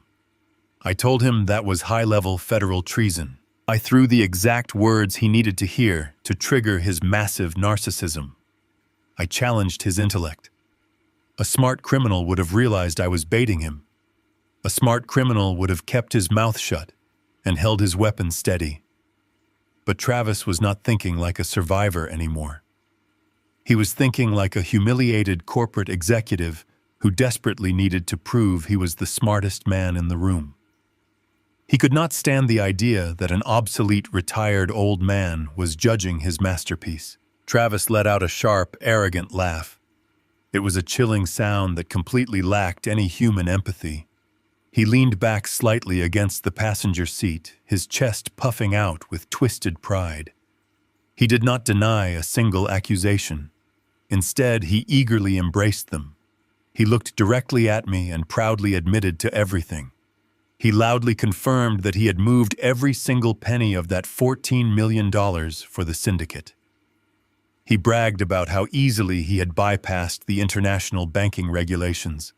He gloated about manipulating my accounts, calling me a blind and gullible fool. He confirmed the exact name of the cartel he worked for, permanently cementing his guilt.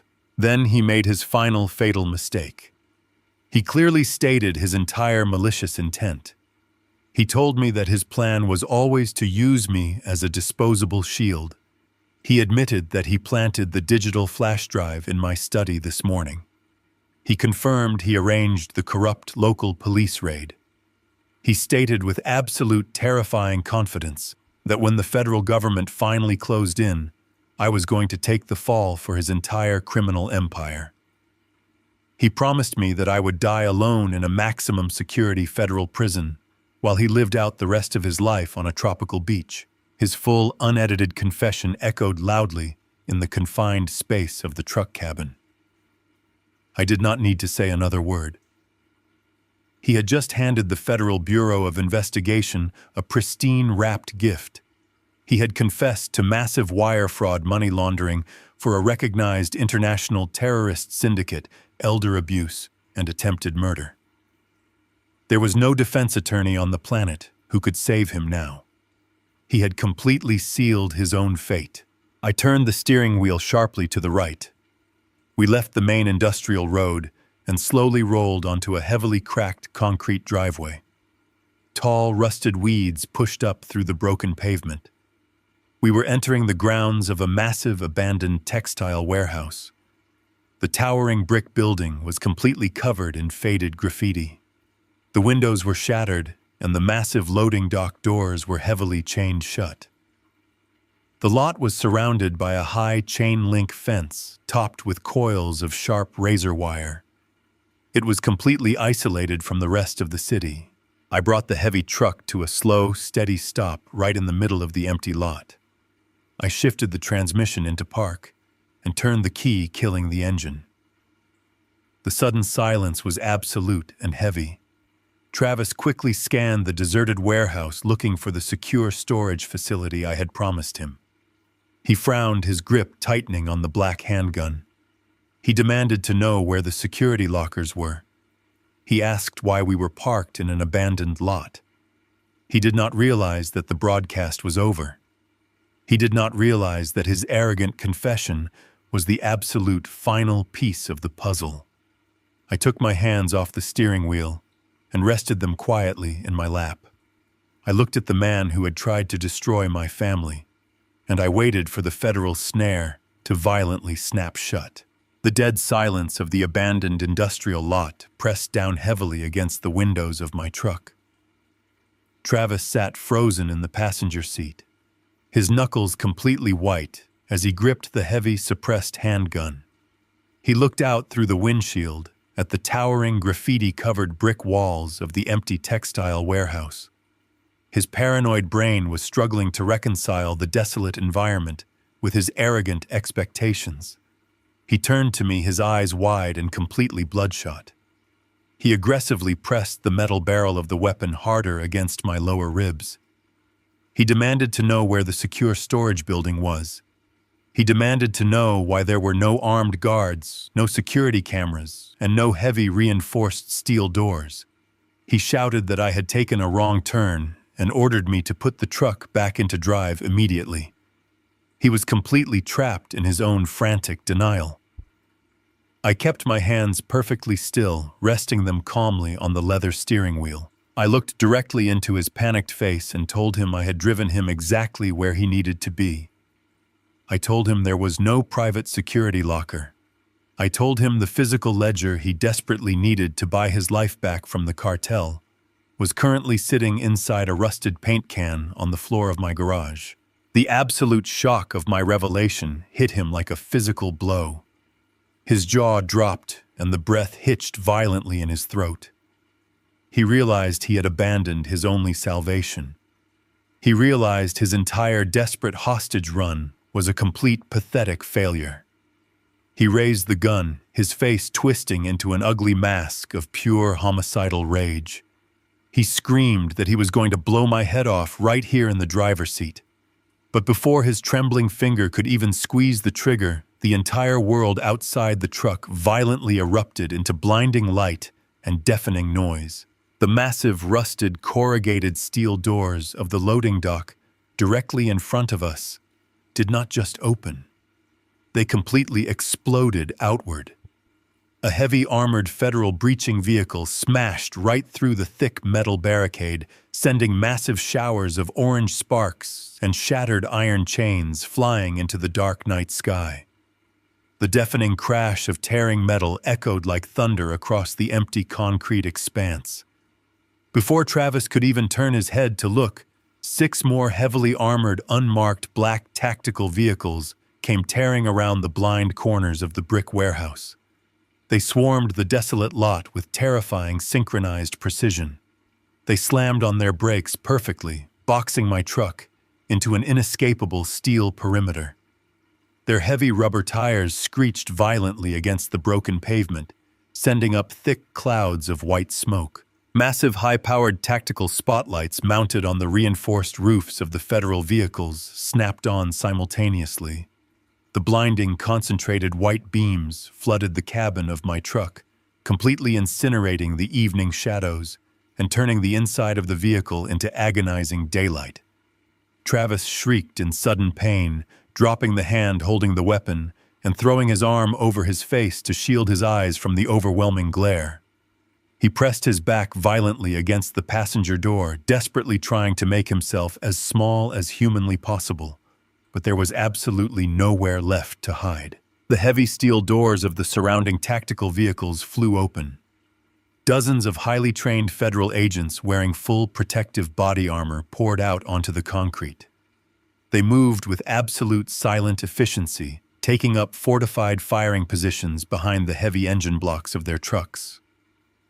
I turned my head and looked over at the man who had tried to destroy my family.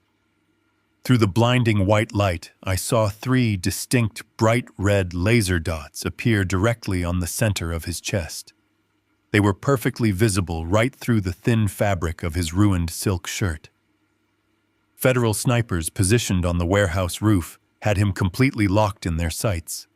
If he twitched his finger, if he raised his hand a single inch, he would be instantly neutralized. The intricate lethal trap I had designed was now fully sprung.